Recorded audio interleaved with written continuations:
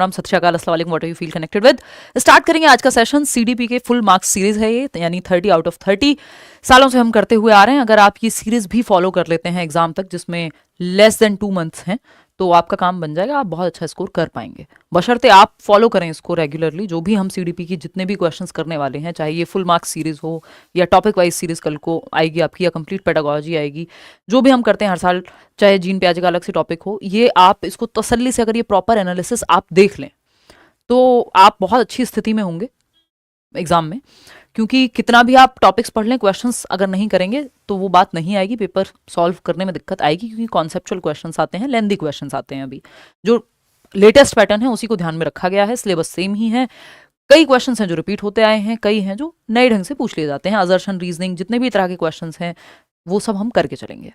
ठीक है, थोड़े से लेट हैं, मेरी ऑफलाइन क्लासेस में भी कमिटमेंट है, सारी जो बैचेस हैं वो सब एक साथ ही चल गए हैं, तो इसलिए थोड़ा सा मैं यूट्यूब पे कम फोकस कर पा रही हूँ। But I will try my best कि जितना हो सके उतना समय आपको दिया जाए, या अगर कम क्लासेस भी हो रही हैं, क्वांटिटी में अगर कम भी क्लासेस हो रही हैं, तब भी क्वालिटी में कमी ना हो। जब भी सेशन हो बहुत बेहतरीन सेशन हो, और एक सेशन से आपको कई सेशन के बराबर बेनिफिट मिल पाए, है ना। चलिए स्टार्ट करते हैं आज का सेशन। आप चाहें तो अपने आप को असेस करने के लिए लास्ट में मार्क्स भी देख सकते हैं, बट जो एनालिसिस है, जो डिस्कशन है, उस पर जरूर फोकस कीजिएगा। ठीक है जी, आप बहुत क्यूट हो, thank you ji. Online offline class में आइए आप, जो मजा आता है भाई, गजब, मतलब ये एनर्जी ही ऑफलाइन से आ रही है, इतना मन लगता है ऑफलाइन क्लास में। एनीवे, इसका जो पीडीएफ है वो टेलीग्राम पे आपको मिल जाएगा विद आंसर्स, है ना। और जो उस दिन टीचिंग एप्टीट्यूड हमने किया था EMRS का, उसके क्वेश्चंस भी मेरे पास आ गई है फाइनल शीट, उसमें थोड़ा सा कुछ चेंज कराना है तो वो मैं करा दूंगी। उसमें एनालिसिस मेथड में आई थिंक आज कोई बैच में बात कर रहा था, कुछ ऐसा हुआ है कि मैंने ऑपोजिट बोल दिया, मेरे को एक बार वो देखना पड़ेगा वीडियो, बट आंसर मार्क में सही करा दूंगी। अगर हो सकता है कि कई बार थकान में, फ्लो में अगर ऑपोजिट भी बोल दिया होगा, तो वो आंसर आप चेक कर लेना, वो मैं सही मार्क करा दूंगी, नहीं तो कल एक बार फिर से उसको डिस्कस कर लेंगे। लाइक शेयर सब्सक्राइब आप कर देंगे, उसमें कोई बात नहीं है। टेलीग्राम चैनल से आप PDF डाउनलोड कर लेंगे, ये PDF फ्री है ऑफकोर्स इस सेशन का। चलिए शुरू करते हैं। 30 सवाल हैं जैसे पेपर में आते हैं, अलग अलग डिबेट्स, सारे ऑप्शंस चारों, वो सब डिस्कस करके चलेंगे। सिर्फ आंसर तक नहीं पहुंचना है, या सिर्फ आंसर मार्क नहीं करना है, आंसर तक पहुंचना है, कॉन्सेप्ट को समझना है। लाइक शेयर सब्सक्राइब आप कर दीजिएगा। ये पहला सेशन है, और अब इस तरह से क्वालिटी वाले सेशंस होंगे। थोड़ा कभी कभार लेट लतीफ होगा, बीच में छुट्टियां भी हो सकती हैं। मैं अपनी तरफ से कोशिश पूरी कर रही हूँ रेगुलर होने की यूट्यूब पे, बट मैंने आपको बताया बहुत सारी चीज़ें एक साथ चल रही हैं। आधा दिन तो जो है ऑफलाइन में निकल जाता है, आधा क्या 3.5 घंटे की तो आज क्लास ही थी, फिर आना जाना दुनिया भरी चीजें। चलिए क्वेश्चन नंबर 1 देखिए, ये सब होता रहेगा। Academic performance and intellectual abilities gradually improve in children who leave deprived settings and enter enriched settings. The above argument points primarily towards which of the following debates of development. आपको पता है विकास की 4 बहस हम पढ़ते हैं, यानी 4 debates of development हम पढ़ते हैं, जिसमें और कुछ एक्स्ट्रा डिबेट्स हैं जो ये ऑप्शन के माध्यम से भी आपको क्लियर हो जाएंगी। ठीक है जी, नहीं YT वालों पे ध्यान देंगे, एक्चुअली ऑफलाइन क्लासेस या ऑफलाइन बैच अभी नया शुरू हुआ है, तो उसके चलते जो है, या EMRS का एग्जाम अचानक से आ गया तो ये सब हुआ है। कोई नहीं, आ जाओ, अभी बाद में बातें करेंगे। Academic performance and intellectual abilities या कॉग्निटिव एबिलिटीज भी यहां लिखा होता तो बात सेम ही हो जाती। यानी बच्चे की एकेडमिक परफॉर्मेंस, यानी उसके मार्क्स जो हैं, या एकेडमिक्स में वो अच्छा परफॉर्म कर पाता है, उसकी बौद्धिक क्षमताओं में धीरे धीरे सुधार आने लगता है, यानी पहले से वो बेहतर समझने लगता है चीजों को।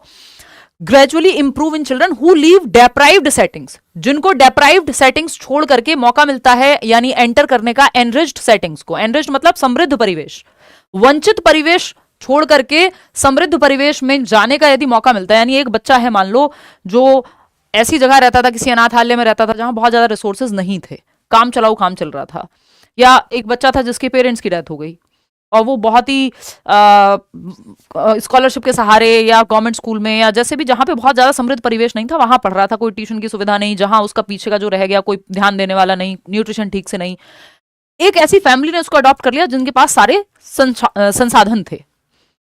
अब ये जो बच्चा था, मान लो वो थोड़ा सा बड़ा था, ये मान लेते हैं 8 साल का बच्चा था, वो इंप्रूवमेंट आपको धीरे धीरे दिखने लगेगा जब उसको सही एनवायरनमेंट मिलेगा, जहां जरूरत होगी वहां स्कैफोल्डिंग मिलेगी, अच्छे मेथड से पढ़ाया जाएगा, अच्छा न्यूट्रिशन दिया जाएगा, उसको प्रेम से रखा जाएगा, सेंस ऑफ बिलोंगिंगनेस आएगी, है ना, एक प्रॉपर अच्छा माहौल मिलेगा, कंड्यूसिव एनवायरनमेंट जिसको कहते हैं, या एनरिच्ड एनवायरनमेंट जो आपको आगे बढ़ाए।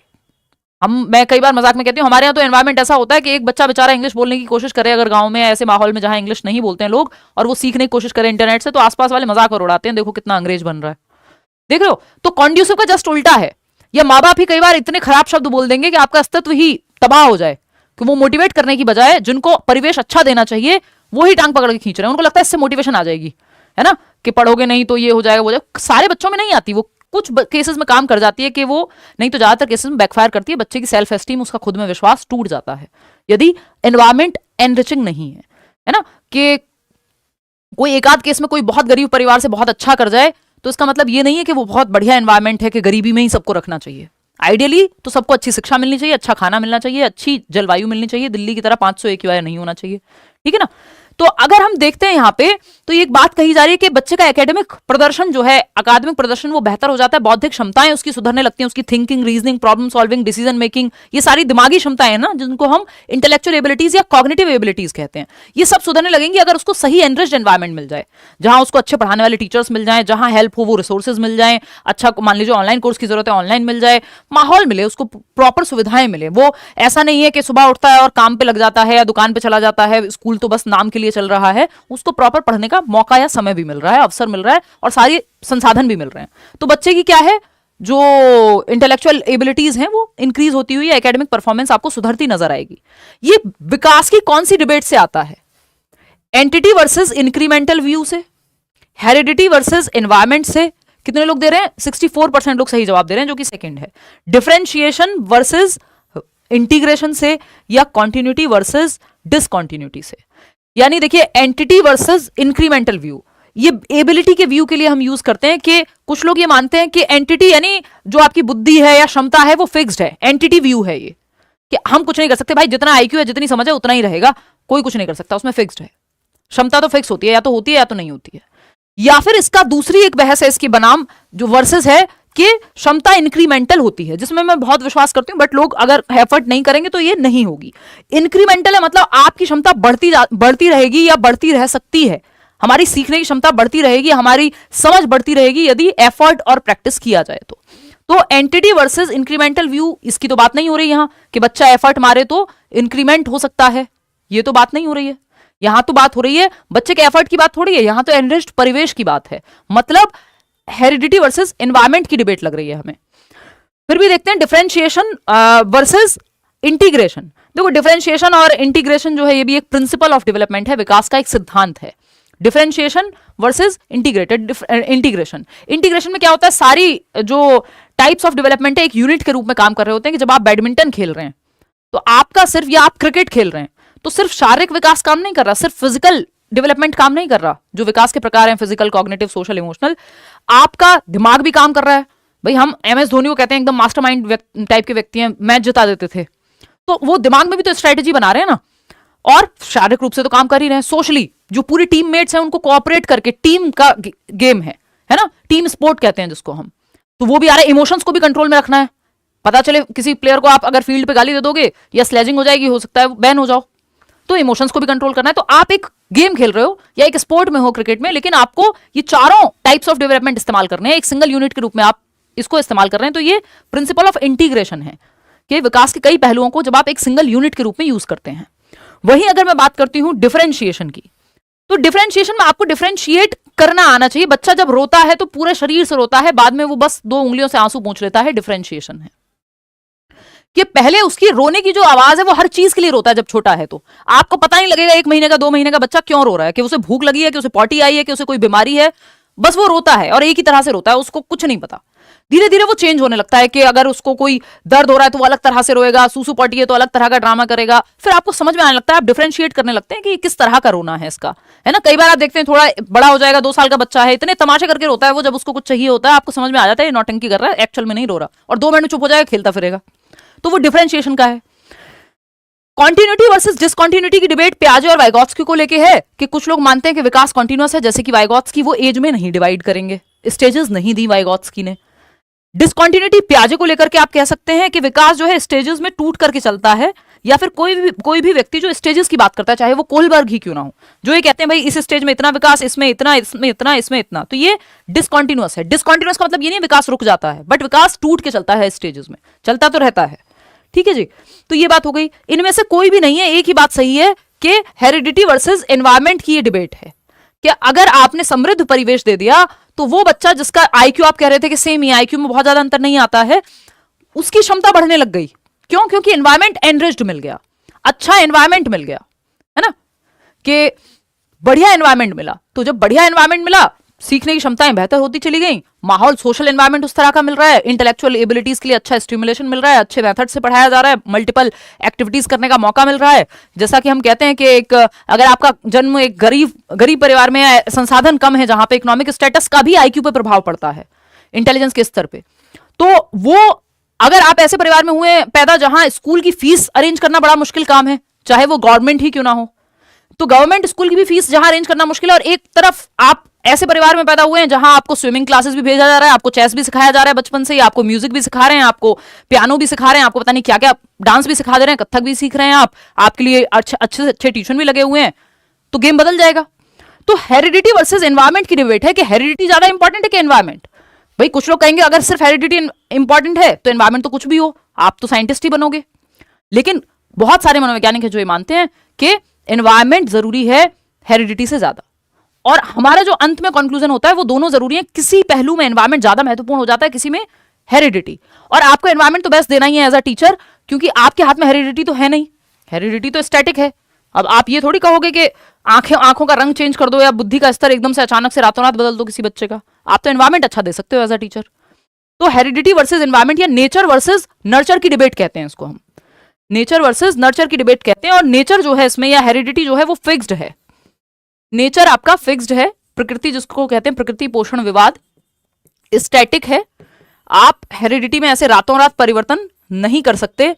वहीं जब आप बात नर्चर की या एनवायरमेंट की करते हो, नर्चर बोले तो एनवायरमेंट, यानी आपका जो भी एनवायरमेंट में आपको पढ़ाया जा रहा है, टीचिंग मेथड्स इस्तेमाल हो रहे हैं, ये डायनेमिक है।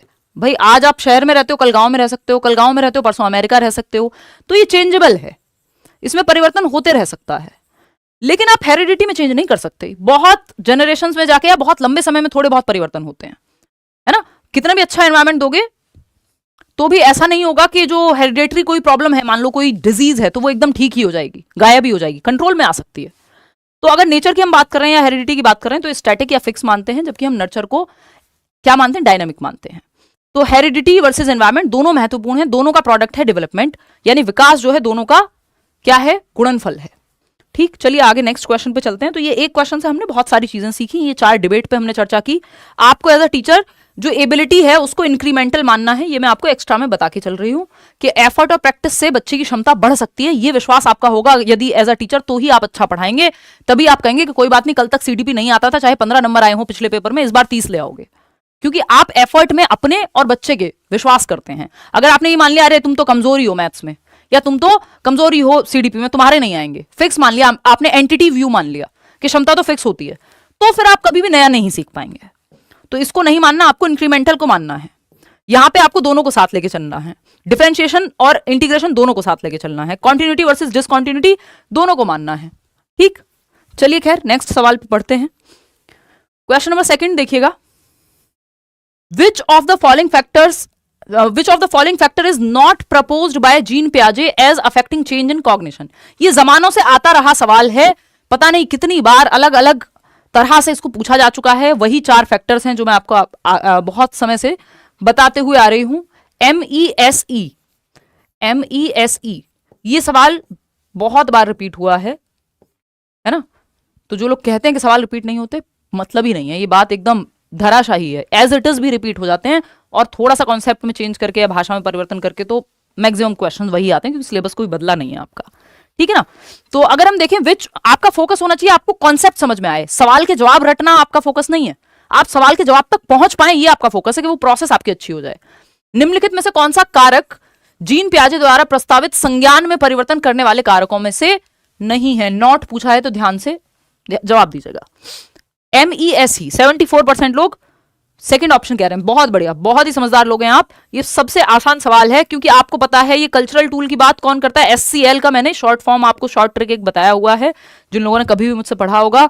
सोसाइटी, कल्चर और लैंग्वेज, समाज, संस्कृति और भाषा, इन तीनों चीजों की बात कौन करता है? वाइगॉत्स्की करते हैं, ना कि आपके पियाजे। पियाजे इन 4 फैक्टर्स की बात करते हैं, है ना। ये 4 मुख्य फैक्टर हैं पियाजे की थ्योरी में। MESE यानी मैचुरेशन, जो कि बायोलॉजिकल मैचुरेशन या जेनेटिक्स की वो बात करते हैं कि बच्चा अगर रेडीनेस नहीं है उसमें, 5 साल के बच्चे को 10वीं क्लास का सिलेबस नहीं कराते आप, क्यों? क्योंकि अभी वो मैच्योर नहीं है उस चीज के लिए, उसका जेनेटिक मेकअप अभी विकसित नहीं हुआ। इक्विलिब्रेशन, इक्विलिब्रेशन की बात प्याजे करते हैं, जिसमें अडेप्टेशन और ऑर्गेनाइजेशन आता है, अडेप्टेशन में एसिमिलेशन और एकोमोडेशन आता है। ठीक, फिर आता है आपका एक्टिविटी। एक्टिविटी को हम एक्सपीरियंस कहते हैं यहाँ पे, कि अनुभव लेना, बच्चा एक्टिविटी करके एनवायरमेंट के साथ सीखेगा। और तीसरी चीज है ये सोशल इंटरेक्शन। ये 4 फैक्टर्स प्याजे की थ्योरी में है, मैचुरेशन, एक्सपीरियंस जिसको एक्टिविटी भी कह सकते हैं, सोशल एक्सपीरियंस और इक्विलिब्रियम या इक्विलिब्रेशन। ये 4 फैक्टर्स हैं प्याजे की थ्योरी में। कल्चरल टूल्स की बात प्याजे नहीं करते, वो वाइगॉत्स्की करेंगे। कल्चर में आपकी भाषा, आपका सोचने का तरीका, आपकी प्रॉब्लम सॉल्विंग का तरीका, ये सब आपकी संस्कृति प्रभावित करती है ना। कि हमारा कल्चर है कि हम एक गाड़ी भी लेने जाते हैं तो पूरा परिवार जाता है ना। हम कुछ भी नया शुरू करेंगे तो क्या करेंगे? पूजा करेंगे, कल्चर है। किसी के यहां पे कुछ और होगा, गर्दन मत हिलाइए राहुल। ठीक, मान लिया आपको बहुत अच्छा लग रहा है, आज सीडीपी में 30 में से 30 लेके आओगे, है ना। डिस्ट्रैक्शन हो रहा है, देखिएगा। तो अगर हम बात करें तो ये कल्चरल टूल्स की बात कौन करेगा? सोसाइटी, कल्चर और लैंग्वेज की बात वाइगॉत्स्की करते हैं। तो second option is the right answer. अगर आप इसको प्याजे की इक्विलिब्रेशन को अगर आप समझना चाहेंगे तो वो मैंने यहां पे इसमें डाला हुआ है कि ये पूरी जो प्रोसेस है ये अडेप्टेशन की प्रोसेस है। बट प्याजे को लेके जब क्वेश्चन आएगा तब हम इसकी डिटेल में जाएंगे नेक्स्ट क्लास में। इक्विलिब्रेशन जब समझने की जरूरत लगेगी, अभी इसके बिना काम हमारा चल जा रहा है। क्योंकि मैं वैसे चाहती हूं कि जैसे आपके दिमाग में चीजें जम भी पाए, है ना, कि फॉर्म हो पाए कॉन्सेप्ट्स, थोड़ा इजी टू कॉम्प्लेक्स में चलें। ऐसा ना हो कि हम पहले ही दिन इतना कुछ भर लें दिमाग में कि फिर वो अगली बार समस्या हमारे ओवर फ्लो हो जाए, पानी की टंकी भर जाए और आवाज आनी शुरू हो जाए कि पानी की टंकी भर गई है ना, कृपया मोटर बंद कर दीजिए। फिर आप कहें लाइव क्लास बंद कर दो, मेरा दिमाग फट गया, बहुत कुछ पढ़ लिया एक ही दिन में। ग्रेजुअली पढ़ना है, धीमे धीमे धीमे धीमे। ठीक है, क्वेश्चन नंबर 3 देखिएगा, ये है असर्शन और रीजन। 5 से 6 क्वेश्चन आजकल इस टाइप के आ जाते हैं और इसमें कोई भी टॉपिक का क्वेश्चन को आप के सामने आ सकता है जो असर्शन और रीजन की फॉर्म में बन गया हो। ठीक है जी, तो अगर हम देखते हैं अभिकथन, या एक स्टेटमेंट होगा सिंपल और एक उसका रीजन होगा। इसकी 3 स्टेप की प्रोसेस होती है सॉल्व करने की। पहले ये चेक कर लो ये सही है कि नहीं, फिर रीजन चेक कर लो सही है कि नहीं, अगर सही है तो इसके लिए सही है कि नहीं है। भाई राहुल रीना के लिए सही है कि नहीं है, ये भी तो चेक करोगे ना। दो लोग कंपैटिबल हैं कि नहीं है ना। एक व्यक्ति से ब्रेकअप हो जा रहा है 4 दिन में, दूसरे व्यक्ति के साथ आप जीवन गुजार दे रहे हो, तो इसका मतलब वो दोनों व्यक्ति एक दूसरे के लिए सही नहीं थे। तो आपको रीजन चेक करना पड़ेगा कि ये स्टेटमेंट के लिए सही है ये रीजन या नहीं, कि जो ऊपर कहा गया है उसके बारे में सही है या नहीं, ये कारण सही है कि नहीं कथन के बारे में, ये चेक करना होता है तीसरा स्टेप में। पहले स्टेप में ये अभिकथन सही है कि नहीं, फिर कारण सही है कि नहीं, फिर कारण जो है वो अभिकथन के लिए सही है कि नहीं। ठीक, तो पहला ऑप्शन अगर आप देखते हैं या असर्शन स्टेटमेंट अगर आप पढ़ते हैं, when we look at childhood as a single category, यानी जब हम चाइल्डहुड को एक सिंगल कैटेगरी के रूप में, एक सिंगल श्रेणी के रूप में या एक ही श्रेणी के रूप में देखते हैं, we lose out on the social and cultural differences between children with regards to gender, ethnicity, social class etcetera. मतलब जब हम बचपन को एक ही श्रेणी के रूप में देखते हैं तो हम जेंडर, जातीयता, सामाजिक वर्ग के संबंध में बच्चों के बीच सामाजिक और सांस्कृतिक अंतर खो देते हैं। यानी हमने एक ही क्लास के रूप में देख लिया, यानी बचपन मतलब सबके लिए सेम, है ना, गरीब अमीर जेंडर किसी चीज का कोई प्रभाव पड़ ही नहीं रहा, सबका बचपन एक जैसा मजेदार। पॉसिबल है? हम क्या खो देंगे? हम डिफरेंशिएशन ही खो देंगे। रीजन क्या है इसका? Childhood is a social construction. बात सही है या नहीं है, दिखाना। फोर्थ ऑप्शन कितने लोग दे रहे हैं? कुछ लोगों ने तो एकदम कसम खाई हुई है, उनके सामने ये वाला सवाल दे दो, उन्होंने अक्कड़ बक्कड़ बॉम्बे बॉ करके वो सोचा हुआ है कि ऐसा AR वाला कोई भी क्वेश्चन आएगा मुझे सब में सेम ही जवाब देना है ना, कि मुझे सब में सेम जवाब देना है, कि मैं तो यही बताऊंगा कि A भी सही है जी, R भी सही है जी, और उसका रीजन भी सही है जी। बात सही है कि नहीं है? नहीं है क्या सही? चल क्यों नहीं रहा भाई? ये नया लैपटॉप कैसे हैंग हो सकता है? कॉपी तो नहीं ले आए राहुल? फर्स्ट कॉपी, ठीक है। एनीवे, चलिए, तो 44% लोग फोर्थ जवाब दे रहे हैं, बाकी सब कंफ्यूज हैं, कोई जवाब दे रहा है, कोई जवाब दे रहा है। देखिएगा, तो अगर हम यहां पे देखें तो अभिकथन जब हम बचपन को एक ही श्रेणी में रखते हैं, यानी एक ही कैटेगरी के रूप में देख रहे हैं, एक सिंगल एंटिटी है। We lose out on the social and cultural differences between children with regards to gender, ethnicity, social class. यानी भाई जो व्यक्ति गरीब परिवार में है उसका बचपन भी सेम होगा, और जो अमीर में है उसका भी सेम होगा, जो इंडिया से है उसका बचपन भी सेम एक्सपीरियंस करेगा वो, और अफ्रीका का बच्चा भी या अमेरिका का बच्चा भी सेम एक्सपीरियंस करेगा। अगर हम बचपन को एक सिंगल कैटेगरी के रूप में देखने लग गए तो ये बात एकदम पक्की है कि हमारे दिमाग में क्या हो जाएगा कि हमें लगेगा कि ये तो एक, हमने डिफरेंसेस को ही इग्नोर कर दिया। हमने क्या कर दिया, डिफरेंसेस को ही इग्नोर कर दिया। ये बात तो सही है कि अगर हम सिंगल कैटेगरी के रूप में देखेंगे तो हम वी विल लूज आउट या we lose out on the social and cultural differences. फिर तो हम सामाजिक सांस्कृतिक परिप्रेक्ष्य को इग्नोर ही कर दे रहे हैं। जबकि डेवलपमेंट में हमने पहले दिन ही पढ़ा था, वो यूट्यूब पे भी क्लास हुई थी सबके लिए, कि भाई डेवलपमेंट इज कॉन्टेक्चुअल, यानी आपकी संस्कृति और आपके समाज का प्रभाव विकास की प्रक्रिया पे पड़ता है। किस समाज किस संस्कृति से आप आते हैं, आपका सोचने का तरीका, आपका प्रॉब्लम सॉल्व करने का तरीका, आपकी भाषा, ये सब प्रभावित होते हैं जिस कल्चर से आप आ रहे हैं। ठीक है ना भाई, इंडिया में माँ बाप का अलग रहना बुढ़ापे में थोड़ा सा हम बहुत अच्छा नहीं मानते, स्पेशली अगर गांव में आप चले जाएंगे। अमेरिका में हो सकता है, या ये भी छोड़ दीजिए, आप सीधा एग्जांपल लीजिए कि माँ बाप का अनाथ आश्रम में, या अनाथ आश्रम बोल रही हूँ, माँ बाप थोड़ी ना अनाथ आश्रम में होते हैं, वृद्धाश्रम में रहना एक नेगेटिव बात है। हमारा कल्चर ऐसे विकसित नहीं हुआ या नहीं रहती ये चीज हमारे यहाँ। यूएस में हो सकता है एकदम नॉर्मल हो, या 18 साल के बाद बच्चे एकदम अलग हो जाएं, ये बहुत नॉर्मल हो सकता है। या वो बचपन से ही बहुत कम उम्र से ही बच्चों को अलग सुलाते हैं, अलग रूम में या अलग पालने में। हमारे यहाँ तो बच्चा जो है बीच में ही सोता है बहुत सालों तक। तो ये क्या है, ये हमारा कल्चर है। तो अगर हम डेवलपमेंट के पार्ट से, तो अब बच्चे का इमोशनल डेवलपमेंट जो माँ बाप के साथ सो रहा है और अलग सो रहा है, उसमें अंतर नहीं होगा, बिल्कुल अंतर होगा।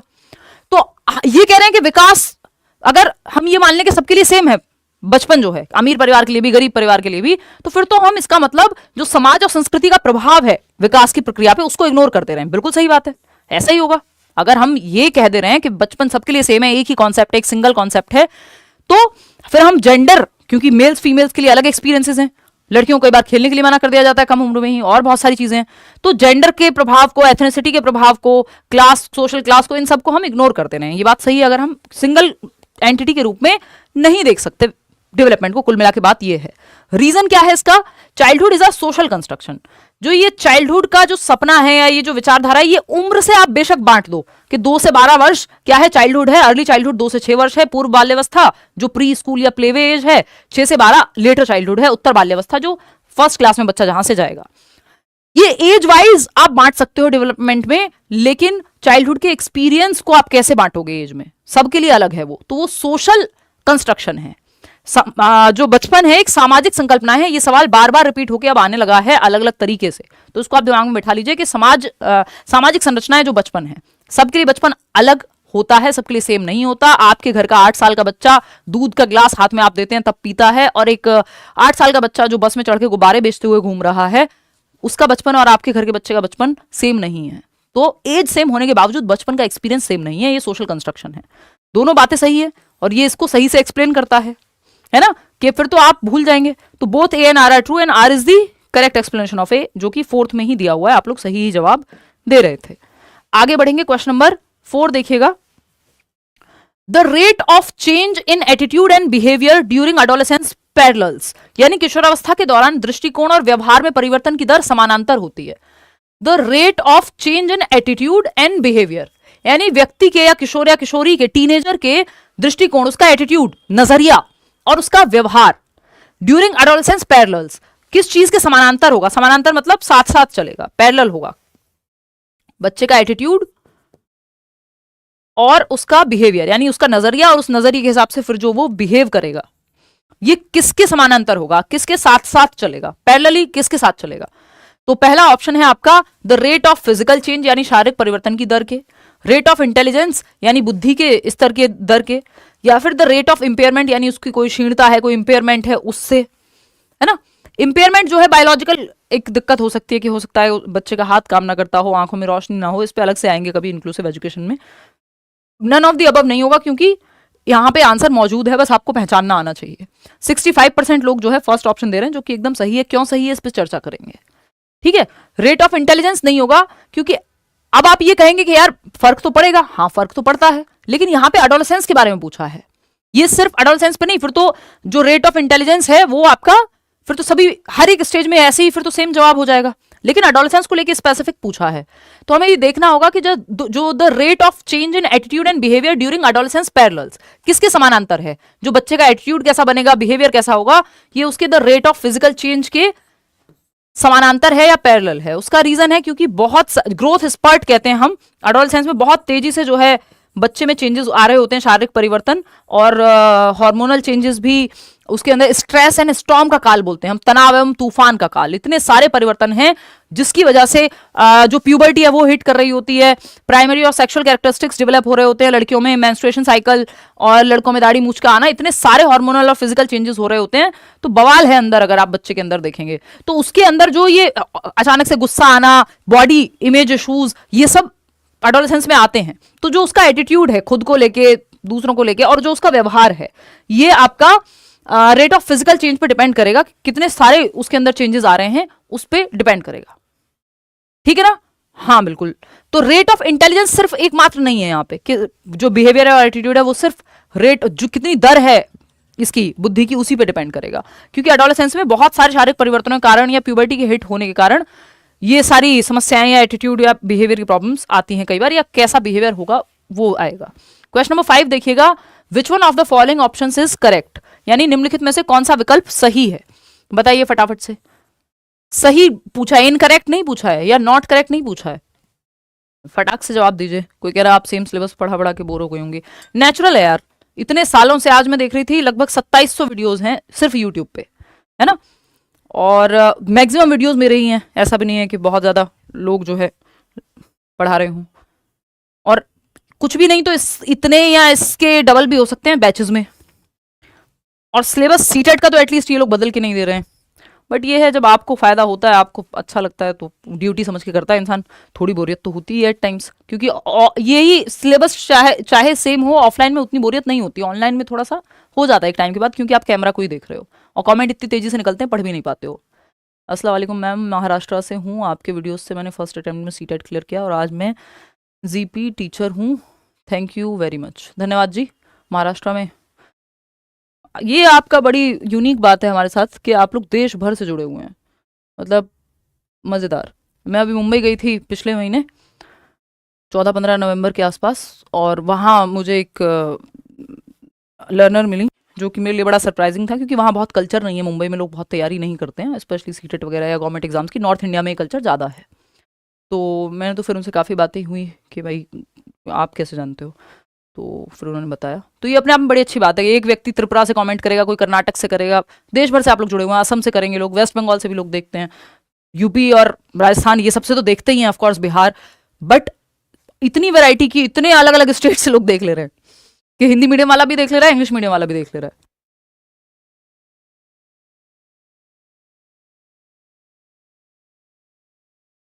एनीवे हैदराबाद, अब सब लोग कमेंट करने लगे, कमेंट मत करो, इधर आ जाओ फटाफट, वैसे ही लेट हैं हम लोग। Which one of the following options is correct, कौन सा विकल्प सही है? कितने लोग थर्ड ऑप्शन दे रहे हैं? 65%। अभी समझते हैं। Adolescence is a dreaded age, dreaded मतलब भयावह है ना, स्ट्रेस एंड स्टॉर्म का काल है, स्टैनली हॉल कहते हैं, तनाव एवं तूफान की अवस्था, क्योंकि इतने सारे परिवर्तन एक साथ हो रहे हैं। आइडेंटिटी क्राइसिस, यानी मैं हूं कौन, मैं बड़ा हूं कि छोटा हूं, मुझे क्या करना है लाइफ में, हर तरह का सवाल बच्चे के मन में होता है। तो ये आइडेंटिटी क्राइसिस का भी टाइम है। प्यूबर्टी हिट कर रही है तो फिजिकल चेंजेस बहुत सारे हो रहे हैं, है ना। बच्चा जो है थोड़ा सा हीरो वर्शिप भी उसके अंदर है, फीलिंग ऑफ रिवोल्ट भी है, अग्रेशन भी है, माँ बाप से भी झगड़े होते हैं, कॉन्फ्लिक्ट होते हैं इस उम्र में। ठीक, तो एडोलेसेंस थोड़ी ड्रेडेड एज है या भयावह उम्र है, क्योंकि इतने सारे चेंजेस के चलते जो बच्चे को एडजस्टमेंट प्रॉब्लम होती है कि वो एनवायरमेंट में ईजी महसूस नहीं करता, और वो विद्रोह की भावना भी है कि दुनिया बदल देनी है। Adolescence is a time of unrealism, ये कह रहे हैं सेकेंड ऑप्शन में कि किशोरावस्था अवास्तविकता का समय है, विच इज ट्रू, कि ये अनरियलिज्म का काल है। क्यों? क्योंकि बच्चा अपनी एक इमेजिनरी दुनिया में रहता है। दूसरा, आइडियलिज्म बहुत ज्यादा है उसके अंदर, है ना। तो आप देखेंगे जो भी क्रांतिकारी टाइप के लोग होते हैं, यहीं से शुरुआत हो जाती है।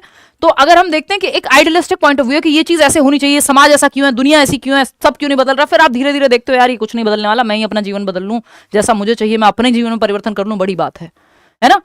नहीं तो, और इसका मतलब ये नहीं कि लोग परिवर्तन नहीं करते हैं, लेकिन आइडियलिज्म से क्या होता है कि जो एक्चुअल रियलिटी है वो आपकी दिमाग की रियलिटी से कई बार मिसमैच हो रही होती है, और बच्चे में फिर विद्रोह की भावना या अनरेस्ट की भावना ज्यादा बन रही होती है। तो एडोलेसेंस, और फिर वो थोड़ा डे ड्रीमिंग भी करता है कि देखना जब मैं वो वाली गाड़ी लूंगा, मैं अपने प्राइवेट जेट से जाऊंगा, फलाना करूंगा, वो रियलिटी से थोड़ा सा दूर भी कई बार जाता है, डे ड्रीमिंग करता, खुली आंखों से सपने देखना जिसको हम कहते हैं, ठीक है ना। तो वो आपका यहां पे है, तो दोनों ही बातें सही है इस हिसाब से, तो बोथ ए एंड बी।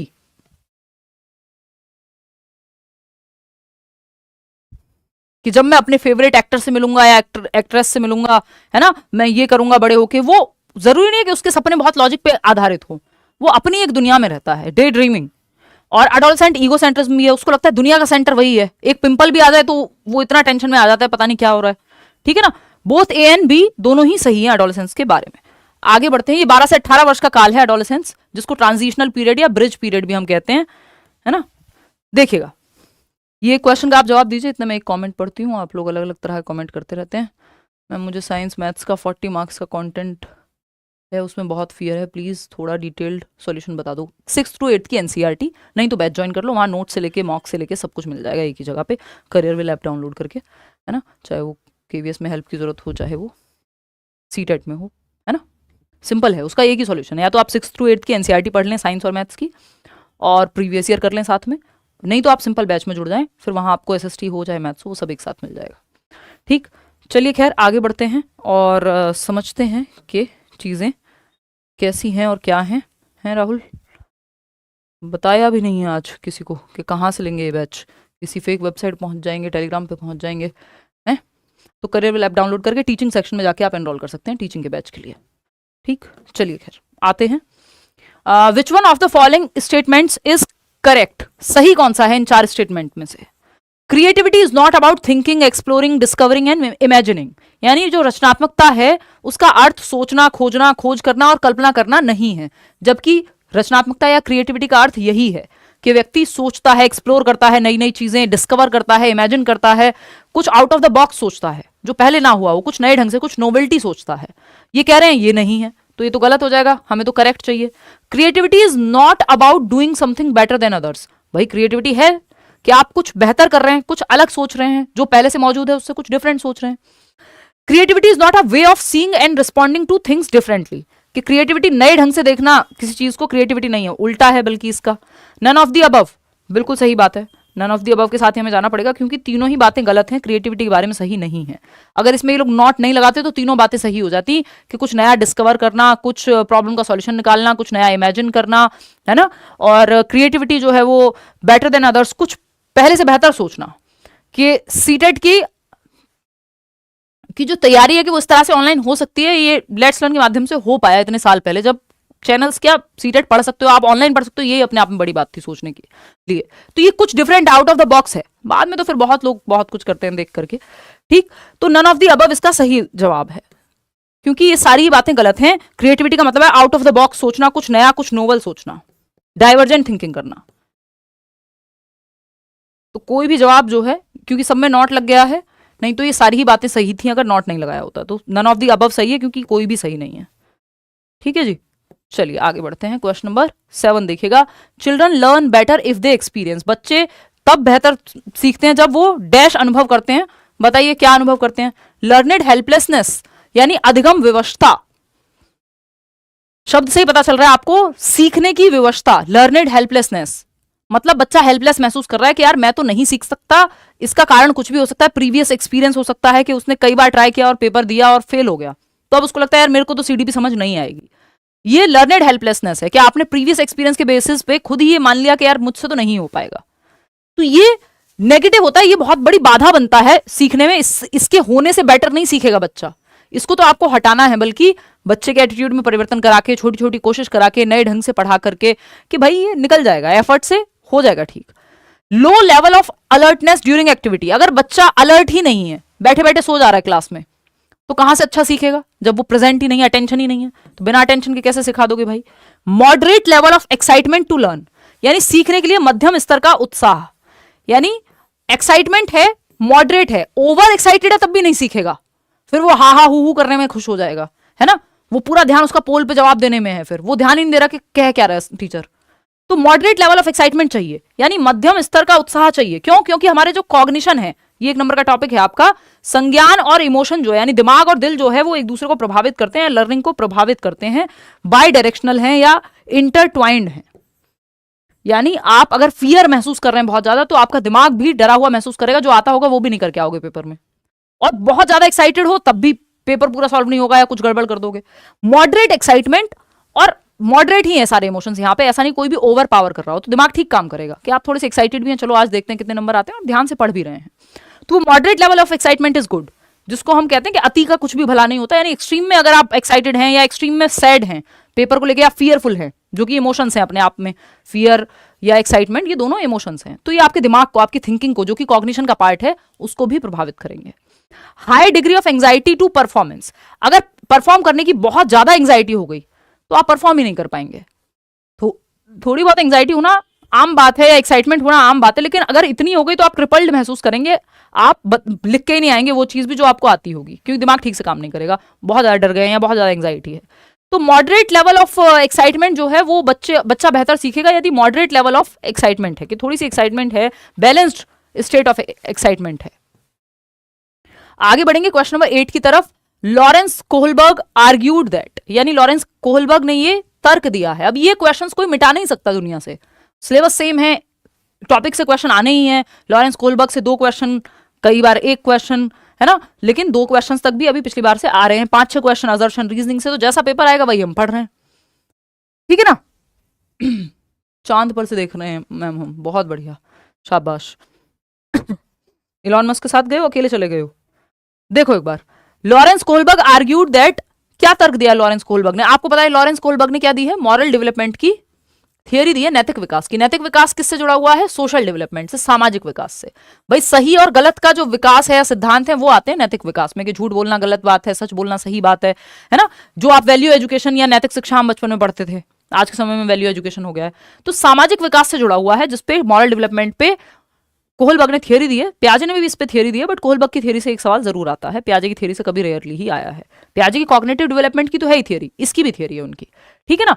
तो मॉरल डेवलपमेंट और सामाजिक विकास से जुड़ा हुआ है, क्योंकि सही और गलत की बातें हम इंसानों में ही हैं, बाकी जंगल में तो उनका अपना एक पहले से मैकेनिज्म है, वहां कोई किताब नहीं पढ़ते जानवर नैतिक विकास की, है ना। तो इसलिए सोशल डेवलपमेंट से ही जुड़ा हुआ है।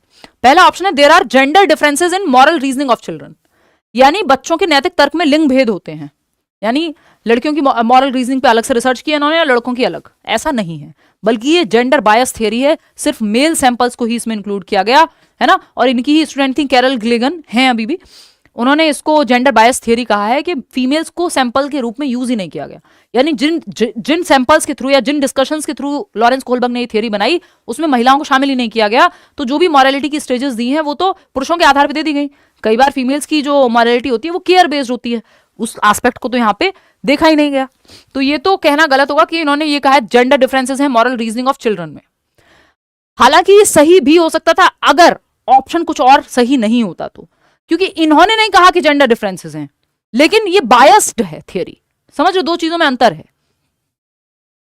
सेकंड ऑप्शन है, moral development in children occurs in a continuous manner. भाई ये मैंने आपको थोड़ी देर पहले भी बताया था, जो भी व्यक्ति स्टेजेस की बात कर रहा है कि स्टेज में तोड़ के मॉरल डेवलपमेंट होता है, वो आपका कॉन्टिन्यूअस नहीं कहेगा डेवलपमेंट को, वो डेवलपमेंट को डिसकॉन्टिन्यूअस कहेगा। ये मैं आपको बहुत टाइम से बताते हुए चल रही हूं, ठीक, कि जो भी स्टेजेस में बांट रहा है वो कॉन्टिन्यूअस थोड़ी कहेगा डेवलपमेंट को, वो तो कह रहा है टूट के चलेगा, डिसकॉन्टिन्यूटी में चलेगी। There are cultural differences in moral reasoning of children, इन्होंने कल्चर डिफरेंस पे ध्यान नहीं दिया, ये तो इनका क्रिटिसिज्म है, ये भी इनका क्रिटिसिज्म है कोहलबर्ग का, कि नैतिक तर्क में सांस्कृतिक अंतर होते हैं, इस पे ध्यान ही नहीं दिया उन्होंने तो कहा अमेरिका में भी यही मॉरल रीजनिंग की स्टेजेस चलेंगी, इंडिया में भी यही चलेंगी, और आपकी अफगानिस्तान में भी यही चलेंगी। जबकि मैं आपके साथ बहुत बार ये डिस्कस करती हूं कि कल्चरल डिफरेंस, जो इसका क्रिटिसिज्म है, आलोचना है इस थियरी की, कि कल्चरल डिफरेंस की अगर हम बात करें तो इंडिया में माँ बाप को ओल्ड एज होम भेजना ठीक नहीं माना जाता, इसलिए कई लोग गांव में तो स्पेशली बहुत ही खराब दृष्टि से इस चीज को देखेंगे, तो वहां माँ बाप की सेवा कई बार लोग मजबूरी में कर रहे होते हैं कि कोई और चारा नहीं है। वही चीज शायद अमेरिका में इसलिए हो जा रही है। हमारे यहाँ डिवोर्स को उतना खराब माना जाता है कि बहुत सारे लोग बस बच्चों के लिए, समाज के लिए शादी चलाते रहते हैं, अंदर से एकदम तबाह होती हैं वो शादियां, कोई खास कुछ है नहीं। तो हमारे यहाँ डिवोर्स रेट बहुत कम है, तो हम कहते हैं इंडिया में डिवोर्स रेट बहुत कम है। बाहर विदेश में 42% मान लीजिए, यूएस में क्यों है? क्योंकि वहां ये सब नहीं है, कि उतना खराब दृष्टि से नहीं देख रहे कि डिवोर्स हो गया तो बड़ी दिक्कत वाली बात हो गई, कि नहीं चल रही शादी तो हो गया डिवोर्स।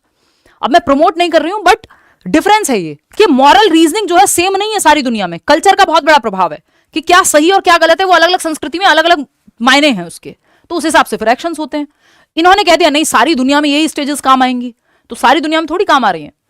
फिर आते हैं नेक्स्ट पे, मॉरल डेवलपमेंट अकर्स प्रोग्रेसिवली इन स्टेजेस। यही बात एकमात्र ठीक है कि जो आपका नैतिक विकास है वो क्रमिक चरणों में होता है। कितने चरण दिए इन्होंने? 6 स्टेजेस दी हैं और 3 लेवल दिए, यानी हर एक लेवल पे 2 स्टेजेस हैं, प्री कन्वेंशनल, कन्वेंशनल और पोस्ट कन्वेंशनल। प्री कन्वेंशनल जहां जीरो मॉरलिटी है बच्चे की, बाहर से पनिशमेंट के डर से वो बेचारा सही और गलत की कोशिश करता है। फिर मॉरल आ जाता है कन्वेंशनल लेवल, जहां समाज के डर से वो करेगा या अच्छा लड़का अच्छी लड़की कहलाएगा इसलिए। फिर तीसरा जो है वो आपकी खुद की मॉरलिटी होती है तीसरे स्तर पे, उस पर अलग से किसी दिन चर्चा करेंगे, एक ही दिन में सब पढ़ लोगे तो टेंशन में आ जाओगे। क्वेश्चन नंबर 9 है, तो आप इसलिए इसको ये नहीं कह सकते कि ये वाला सही हो जाएगा क्योंकि इससे बेहतर ऑप्शन हमारे पास है। और जेंडर बायस थियरी ये कहना सही है, लेकिन उन्होंने जेंडर डिफरेंस पे फोकस ये तब कर पाते जब इन्होंने लड़कियों का कोई सैंपल लिया तो होता, जब रिसर्च में शामिल नहीं किया उनको, तो ये कैसे कह देंगे जेंडर डिफरेंस है। क्वेश्चन नंबर 9, ये तो इनकी आलोचना में है कि जेंडर बायस है। क्वेश्चन नंबर 9 है, विच of the following statement represents proximo distal principle of development, यानी समीपस्थ दूरस्थ या समीप दूराभिमुख सिद्धांत का प्रतिनिधित्व कौन सा एक ऑप्शन करता है। ये मैंने आपके साथ डिस्कस नहीं किया हो तो मैं बता देती हूं कि प्रिंसिपल ऑफ मल्टी डायरेक्शन है, यानी डेवलपमेंट जो है मल्टी डायरेक्शनल होता है, बहुआयामी होता है, सॉरी बहुदिशीय होता है ना। डेवलपमेंट क्या है? बहुदिशीय होता है, यानी बहु दिशाओं में होता है, मल्टीपल दिशाओं में होता है। डेवलपमेंट इज मल्टी डायरेक्शनल, ये आपका एक प्रिंसिपल ऑफ डेवलपमेंट है, यानी विकास का सिद्धांत है जिसके अंदर ये आता है, यानी बहुदिशीय है जो विकास है वो कई दिशाओं में होता है या मल्टीपल दिशाओं में होता है, जिसमें मुख्य रूप से आप 2 दिशाएं पढ़ते हैं। एक है आपका सेफेलोकॉडल, सिर से पैर की ओर, पहले बच्चा अपनी गर्दन सर संभालना सीखता है, फिर धड़ संभालना सीखता है या गर्दन संभालना सीखता है, पहले गर्दन पे कंट्रोल, फिर बैठना, फिर खड़े होना, फिर चलना, यानी सर से पैर की ओर, हेड टू टो, लॉन्गिट्यूडनल या डाउनवर्ड्स कह देते हैं इसको, लंबवत, ठीक, कि पहले सर पे कंट्रोल और फिर पैर के अंगूठे तक आपका कंट्रोल जो है आता है बॉडी पे। दूसरी है इसमें प्रॉक्सिमो डिस्टल, जिसके बारे में इन्होंने सवाल पूछा है। प्रॉक्सिमो डिस्टल यानी समीप से, डिस्टल समीप से दूर की ओर, प्रॉक्सिमो डिस्टल यानी सेंटर से आउटवर्ड, ये बॉडी के सेंटर से आपके बाहर की तरफ, near to far, centre to periphery, ऐसे जाता है विकास।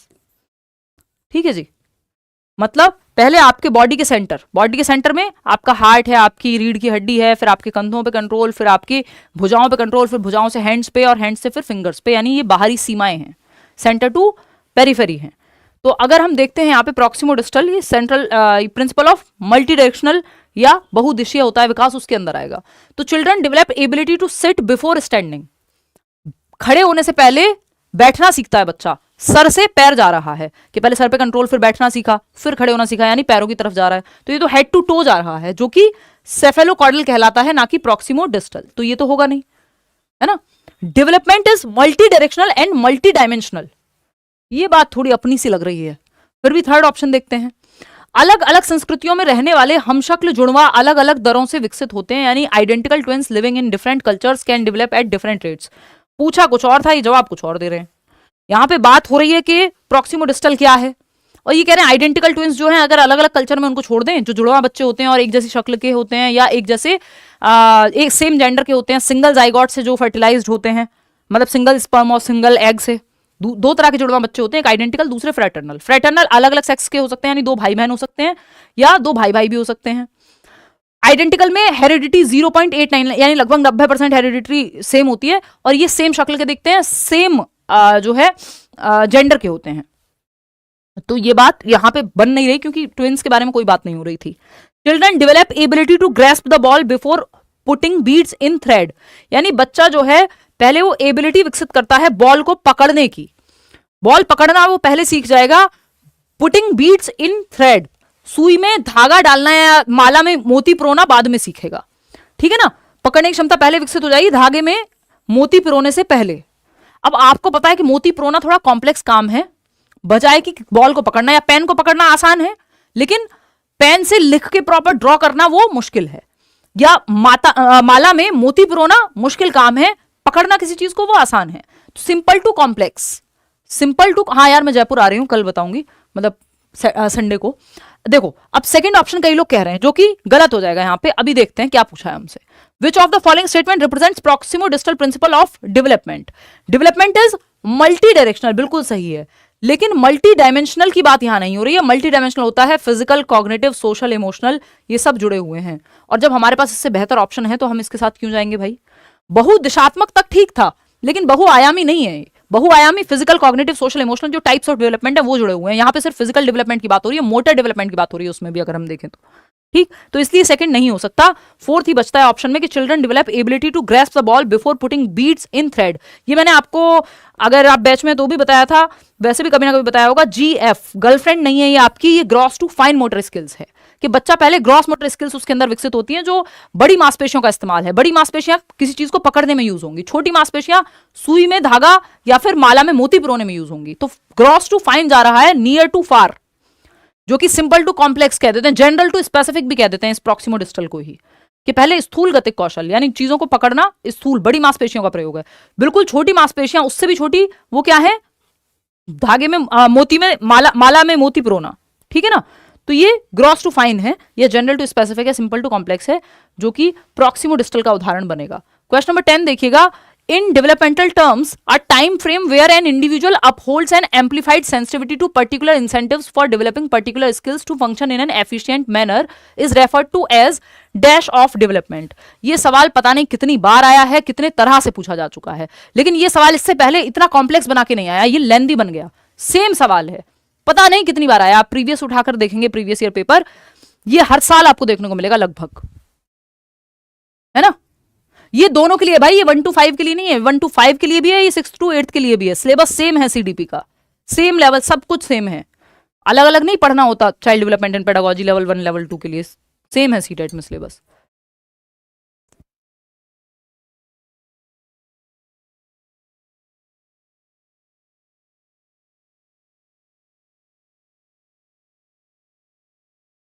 देखिएगा फटाफट से।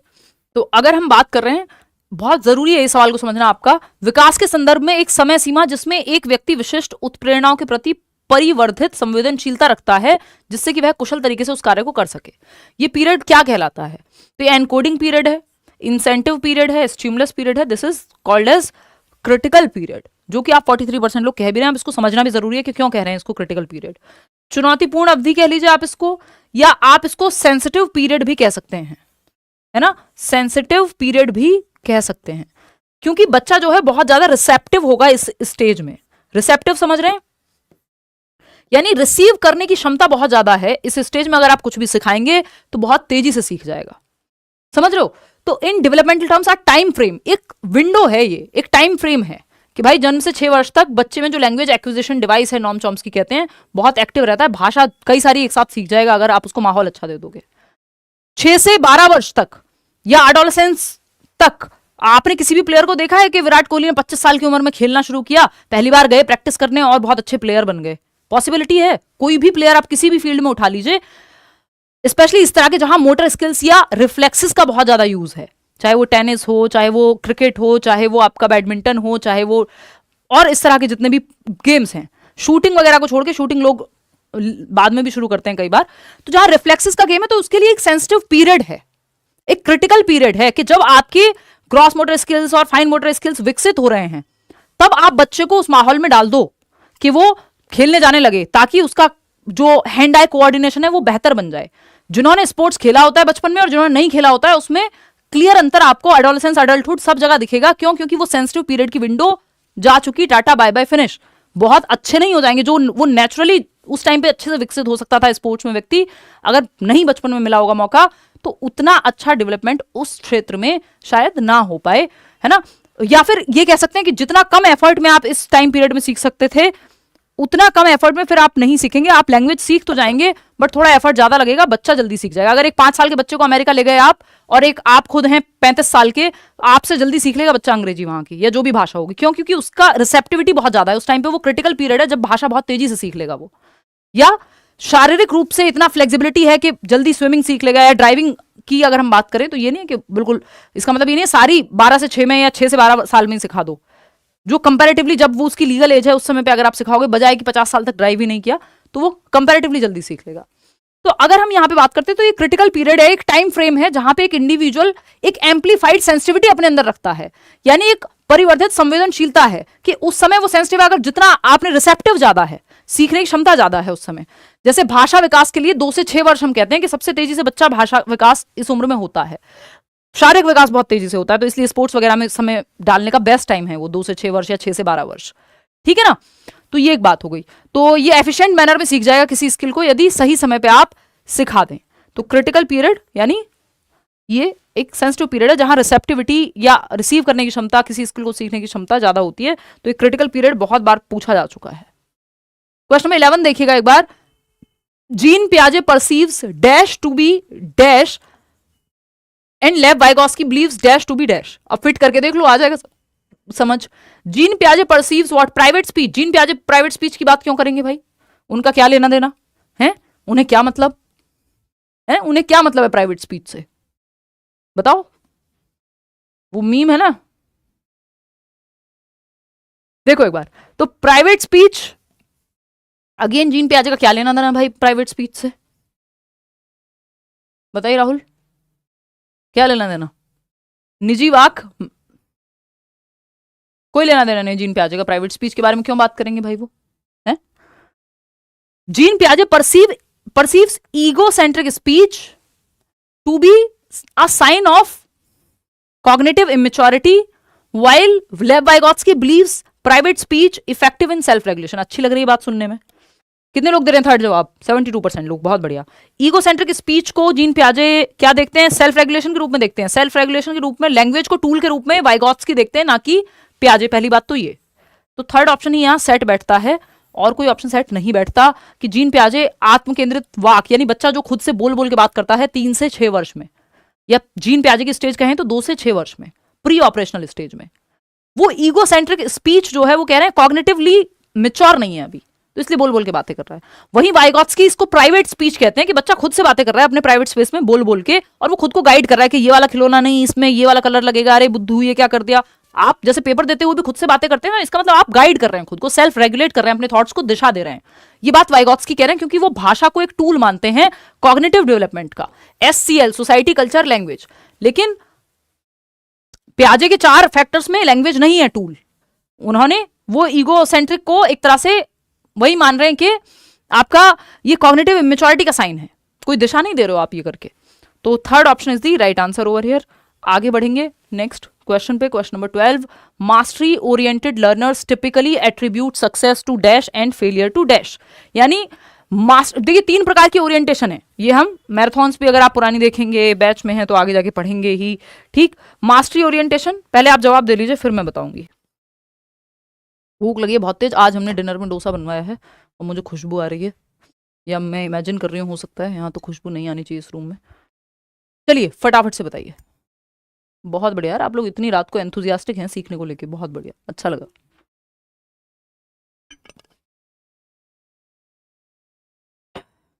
मैं सुबह 8 बजे आज उठ गई थी, 5 घंटे सो के, और 12 बजे से तो हम बाहर ही हैं, और अभी ऑलमोस्ट कितने 11 बजे हैं, तो 11 घंटे हो गए हैं। लेकिन आप लोगों की एनर्जी देख के मजा आता है। देखिएगा आप समझते हैं कहानी क्या है। Mastery oriented learners typically attribute success to dash and failure to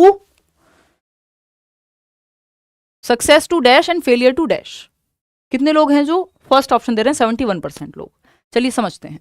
mastery oriented learners यानी जिन लर्नर्स का, वो रणछोड़ दास छाछड़ याद कीजिए आप, 3 इडियट्स वाले, है ना, फुंगसुक वांगड़ू। तो अगर हम बात करें रेंचो की, अगर हम बात करें तो वो क्या है?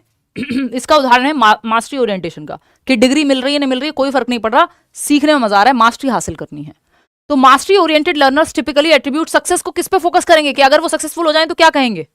वो कहेंगे एबिलिटी यानी क्षमता एंड एफर्ट, एंड फेलियर को किस पे कहेंगे? Insufficient effort. भाई ठीक से प्रयास नहीं किया तो इसलिए अनसक्सेसफुल हो गए, और ठीक से प्रयास किया, एफर्ट मारा, सही प्रयास किया तो मिल गई नौकरी, हो गया पेपर क्लियर।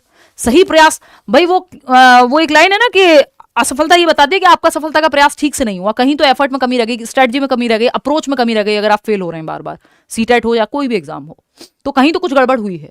वो वाली गड़बड़ नहीं कि शनिदेव की कृपा हो गई होगी, या फिर कोई झाड़ फूंक करा दो, है ना, दिमाग ठीक से काम नहीं करा होगा तो ये हो गया होगा, डेस्टिनी ही है, किस्मत में जो होता है वही मिलता है, ये सब बातों को अगर आप देखेंगे तो फिर आप मास्टरी ओरिएंटेशन पे जाएंगे ही नहीं, है ना। फिर तो आप इसी जाल में फंसे रह जाएंगे कि पेपर तो उन्हीं का क्लियर होता है जिनका जुगाड़ होता है। अगर ये सब अप्रोच अगर आप रखेंगे तो ये निश्चित है कि वैसे एफर्ट करके होता नहीं होता, बट ऐसे तो नहीं होने वाला, ये सोच के, इस एटीट्यूड से। तो एटीट्यूड लर्निंग में इंपॉर्टेंट रोल प्ले करता है। तो mastery oriented learners typically attribute success to, जिनका फोकस मास्टरी पे है वो एबिलिटी एंड एफर्ट पे फोकस करेंगे कि मैं अपना बेस्ट दूं, बाकी देखा जाएगा। और फेलियर को किस पे एट्रीब्यूट करेंगे? इनसफिशिएंट एफर्ट पे, कि यार ठीक से प्रयास नहीं किया था। एबिलिटी एंड गुड लक, ये फालतू बातें हैं। Ability and effort, bad luck, इस पे ध्यान नहीं देंगे मास्टरी ओरिएंटेड लर्नर्स। ये कोई और ओरिएंटेड देंगे, फिर परफॉर्मेंस ओरिएंटेड देंगे कि फर्स्ट आना था, हमने तो झाड़ फूक भी कराई थी फिर भी नहीं आ पाए, है ना। Ability and good luck. तो यहाँ पे 3 प्रकार का ओरिएंटेशन होता है आपका सीखने का, यानी आपका सीखने का सेंटर या आप किस तरह से मोटिवेटेड हैं, वो 3 पहलू हैं उसके। एक आप मानते हैं परफॉर्मेंस ओरिएंटेशन को, कि यानी आपको फर्स्ट आना है, चाहे रट्टा लगाएं, वो जो चतुर रामलिंगम था उसमें 3 इडियट में, परफॉर्मेंस ओरिएंटेशन है, यानी फर्स्ट आना है, चाहे रट के आए, चीटिंग करके आए, वॉट, बट फर्स्ट आना है कुछ भी करके। ये है आपका परफॉर्मेंस ओरिएंटेशन। फिर दूसरा क्या, झाड़ फूक करा के आए, कुछ भी कराएं, बस फर्स्ट आना है, समझ रहे हो। फिर आता है आपका फेलियर अवॉइडेंस, यानी ये फेलियर से बचना चाहते हैं, फेलियर से बचना चाहते हैं, फेलियर को अवॉइड करना चाहते हैं। जो राजू रस्तोगी था ना 3 इडियट्स में, ना देखियो तो देख लेना, अच्छी मूवी है। फेलियर अवॉइडेंस, ये फेलियर से बचना चाहे, किसी तरह से 33% नंबर आ जाए, पास हो जाऊं, सीटेट में 60% आ जाए, कैटेगरी से हूं तो 55% आ जाए, कुछ भी करके आ जाए, बस फेलियर से बचना है, फेल ना हो जाऊं कहीं। ये है राजू रस्तोगी। फिर क्या है आपका तीसरा है मास्टरी ओरिएंटेशन। मास्टरी ओरिएंटेशन, यहां पे आपको मास्टर बनने में, यानी एफर्ट और प्रैक्टिस में, सीखने में इंटरेस्ट है, बाकी जो रिजल्ट आएगा वो आएगा। तो अगर आप फेल होते हैं तो आप सोचेंगे मेरे एफर्ट में कमी रह गई, और अगर आप पास हो रहे हैं तो आप कह रहे हैं हाँ मैंने अच्छा एफर्ट किया, है ना, मेरी मास्टरी पे फोकस था, ये तो रिजल्ट जो आया बाय प्रोडक्ट है। तो ये बेस्ट है, ये रेंचो वाला उदाहरण है। तो आपको बच्चे को मास्टरी ओरिएंटेशन के लिए तैयार करना है, ना कि रटने के लिए या फेलियर से बचने के लिए या परफॉर्मेंस के लिए। वो दोनों उतना पॉजिटिव नहीं है जितना ये मास्टरी ओरिएंटेशन है। बात सही है? चलिए आगे बढ़ते हैं, क्वेश्चन नंबर 13 पे चलते हैं। Challenges in social communication are evident in, यानी सामाजिक संचार में चुनौतियां किस में स्पष्ट होती हैं।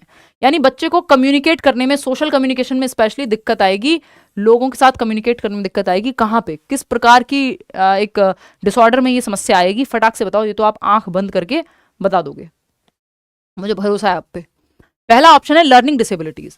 तो लर्निंग डिसेबिलिटीज में जरूरी नहीं सोशल कम्युनिकेशन में दिक्कत आए, लर्निंग डिसेबिलिटी में डिसलेक्सिया भी है तो पढ़ने में दिक्कत आएगी, वहां डिस्ग्राफिया है तो लिखने में दिक्कत आएगी, है ना, डिस्फेजिया है तो भाषा को समझने में दिक्कत आएगी, वहां कम्युनिकेशन में दिक्कत हो सकती है। लेकिन सारी लर्निंग डिसेबिलिटीज में कम्युनिकेशन में दिक्कत है, ये कहना गलत होगा। क्योंकि किसी को मान लो वो है कैलकुलिया, तो उसको तो कैलकुलेशन में दिक्कत है, कम्युनिकेशन में थोड़ी है। तो सारी लर्निंग डिसेबिलिटीज में कम्युनिकेशन में दिक्कत आएगी, ये कहना गलत है, इसलिए फर्स्ट हो नहीं सकता भाई। एलडीज जो हैं आपकी लर्निंग डिसेबिलिटीज, सैमुअल किर्क ने 1960s में ये टर्म दिया था, डिसलेक्सिया, डिस्ग्राफिया, डिस्मॉर्फिया, डिसकैलकुलिया, जितने भी आप ये डिस वाले पढ़ते हैं, डिस्फेजिया, ये सब आपके लर्निंग डिसेबिलिटीज में ही आते हैं। तो attention deficit hyperactivity disorder, इसमें बच्चा टिक के नहीं बैठ पाता, तो उसको पार्ट्स में तोड़ के आप, उसकी अटेंशन ज्यादा देर तक एक जगह टिक नहीं पाती और हाइपर एक्टिव होता है, कभी उठेगा कभी इधर उधर कुछ एक्टिविटी करेगा, बेचैन रहता है। सेरेब्रल पाल्सी, तो ऑक्सीजन कमी अगर हो जाए जन्म के समय, इसमें बेसिकली ये तो व्हील चेयर पे मिलेगा सेरेब्रल पाल्सी वाला, आप 0 मूवी की अनुष्का शर्मा को याद कर लीजिए। ऑटिज्म स्पेक्ट्रम डिसऑर्डर है जिसमें सोशल कम्युनिकेशन में बहुत ज्यादा दिक्कत व्यक्ति को हो जाती है। माय नेम इज खान में जो शाहरुख खान का कैरेक्टर है वो बार बार रिपीट करते रहते हैं सेम चीज को। If as far as I remember, I think उनको ऑटिज्म था या इसी तरह का कोई डिसऑर्डर था। तो ऑटिज्म में स्पेशली होता है स्टीरियोटिपिकल व्यवहार होता है, यानी बच्चा जो है सेम चीज बार बार रिपीट करता है। Stereotypical behaviour, stereotypical behaviour, repetitive behaviour भी आप इसको दूसरी भाषा में कह सकते हो। ये टर्म्स याद रखना, ये मैं ऐसे ही अपने मजे के लिए नहीं बता रही हूँ, पेपर में पूछे जाते हैं, एक एक शब्द जरूरी है। मैं पेडागोजी की टर्मिनोलॉजी वही यूज करती हूँ जो पूछी जाती है पेपर में, है ना। रेपिटेटिव बिहेवियर यानी बार बार सेम चीज को रिपीट करेगा। थोड़ा भी अगर सोशल सेटिंग में या उसके रूम में या आसपास की सराउंडिंग में अगर चेंज हो रहा है, रूटीन में अगर चेंज हो रहा है तो उसको दिक्कत होती है ना। कि चेयर मान लो इस साइड लगी हुई है और ये इधर लग जाए तो उसको दिक्कत होगी कुछ दिन एडजस्ट करने में। बहुत ज्यादा आई कांटेक्ट करके बातें नहीं करता, सोशली कम्युनिकेट करने में दिक्कत होती है, बहुत कंफर्टेबल नहीं होता नए नए लोगों के साथ। तो ये ऑटिज्म का जो है एक कैरेक्टरिस्टिक है या लक्षण है। फोर्थ ऑप्शन स्वालीनता बोलते हैं इसको। क्वेश्चन नंबर 14 देखिएगा, ये क्या कहता है। एक कथन है, एक असर्शन है। 13 year old Sheila gets scared every time the teacher asks her to answer or solve the maths problem on the blackboard because she fears that the teacher will scold her and she would be embarrassed। यानी 13 साल की बच्ची है शीला, जब भी teacher उससे board पे आके सवाल सॉल्व करने को कहते हैं वो डर जाती है ना। ब्लैक बोर्ड पे सवाल, उसको सवाल आता है जबकि, तो उसे ब्लैक बोर्ड पर गणित की समस्या का जवाब देने या हल करने के लिए कहती है टीचर, तो वो डर जाती है क्योंकि उसे डर है कि शिक्षिका उसे डांटेंगी और वह शर्मिंदा हो जाएगी, पूरी क्लास के सामने एम्बेरस हो जाएगी। जबकि जवाब उसको आता है, वो सॉल्व भी कर सकती है। भाई टीचर होता है ना, कई बार मैथ्स में तो स्पेशली होता है, हमारे टीचर भी करते थे कि बुला के जो है सॉल्व करा देते थे सवाल, तो बोर्ड पे सवाल सॉल्व कराने को बुला रहे हैं टीचर। लेकिन ये बच्ची डर जाती है हर बार, क्योंकि इसको ये डर है कि कहीं एम्बेरस ना हो जाए, कहीं शर्मिंदगी ना हो जाए, कहीं उससे गलती ना हो जाए। यानी फियर ओवर पावर कर रहा है, कॉग्निशन पे ज्यादा हावी है फियर। ठीक, तो ये तो हम देख सकते हैं। रीजन क्या है इसका? When students feel unsafe and anxious, their learning is adversely affected। यानी ये कारण बताया जा रहा है कि यदि जब बच्चा असुरक्षित और चिंतित महसूस करेगा तो उसकी शिक्षा पर या उसकी लर्निंग पर प्रतिकूल प्रभाव पड़ता है, अनुकूल प्रभाव नहीं पड़ता, उल्टा प्रभाव पड़ता है। अगर वो इस तरह से महसूस कर रही है, इतनी एंशियस हो रही है, इमोशंस इतने हावी हैं वो भी नेगेटिव, तो वो अच्छा परफॉर्म नहीं कर पाएगी। ये बात एकदम सही है। दोनों बातें सही हैं और इसी के बारे में इसका रीजन ही एक्सप्लेन किया है कि ऐसा क्यों है। तो ए इज राइट और आर भी राइट, और आर की जो एक्सप्लेनेशन है वो भी राइट। तो third option is the right answer over here. A और आर दोनों सही हैं और ए आर की सही व्याख्या करता है कि जो स्टूडेंट्स हैं वो अनसेफ अगर महसूस कर रहा है, एंशियस महसूस कर रहा है, उसको सेफ नहीं महसूस हो रहा कि मैं जाके गलती हो भी जाए तो कोई बात नहीं, फिर टीचर मोटिवेट करता है ऐसे केस में कि कोई बात नहीं, गलती तो होगा, एक बार करके देखो, तो उस केस में फिर वो संभावना है कि सही करने की संभावना बढ़ जाए। क्वेश्चन नंबर 15 देखिएगा, ये हम जमानों से बातें करते हुए आ रहे हैं, 3 प्रकार की लर्निंग स्टाइल्स मैं आपको बताती हूँ, और सवाल जो है इस बार पूछ भी लिया इन्होंने, और अगली बार कुछ और भी पूछ सकते हैं। तो कुछ चीजें तो ऐसी हैं जो हमें रिपीट करनी ही होंगी, ठीक है ना। ऐड तंग करता है मैम। अच्छा, काइंस्थेटिक लर्नर्स प्रेफर, बैच में आ जाओ। Kinesthetic learners prefer to learn through dash, listening, सुनकर के सीखना प्रेफर करते हैं गति संवेदी शिक्षार्थी, या काइंस्थेटिक लर्नर्स जो हैं, या फिर देख करके या टच करके, या डूइंग एंड मूविंग। फटाक से बताओ, ये तो आंख बंद करके बता दोगे, 80% लोग सही बता रहे हैं, डूइंग एंड मूविंग। कि जो काइंस्थेटिक लर्नर्स हैं, यानी करने और चलने फिरने, मूवमेंट से सीखते हैं, ये करके इनको अच्छा समझ में आता है कोई भी एक्टिविटी को, ठीक है ना। कि इनको 2+2 4 लिख के मत बताओ, इनको दिखा दो कि भाई 4 पेन है, इसमें से 2 चले गए तो 2 बचे, मतलब इनको एक्टिविटी ही करके दिखा दो सीधा।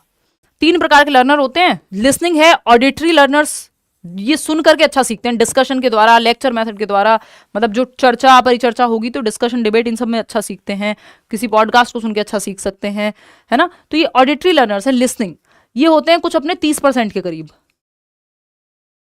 सीइंग यानी विजुअल लर्नर्स, जो देख करके सीखते हैं। 3 लर्निंग स्टाइल होती हैं कि अलग अलग लोग अलग अलग ढंग से सीखते हैं। ये 65% लोग दुनिया में देख करके अच्छा सीखते हैं। चार्ट दिखा दो, ग्राफ दिखा दो, वीडियो दिखा दो, है ना, तो ये मैप दिखा दो, जैसे आप लोग अभी देख रहे हैं। तो ज्यादातर लोग, हम में से 65% लोग जो हैं वो विजुअल लर्नर्स हैं। टचिंग और डूइंग एंड मूविंग इसी में आ जाएगा, क्योंकि सिर्फ टचिंग अगर हम कहते तो टैक्टाइल टाइप हो जाता, और टैक्टाइल कोई टाइप नहीं होता, तो doing and moving plus touching भी यहाँ होता, तो ये इन्हीं के साथ काइंस्थेटिक में ही चला जाता कि ये टच करके या एक्टिविटी करके सीखते हैं, तो वो काइंस्थेटिक है।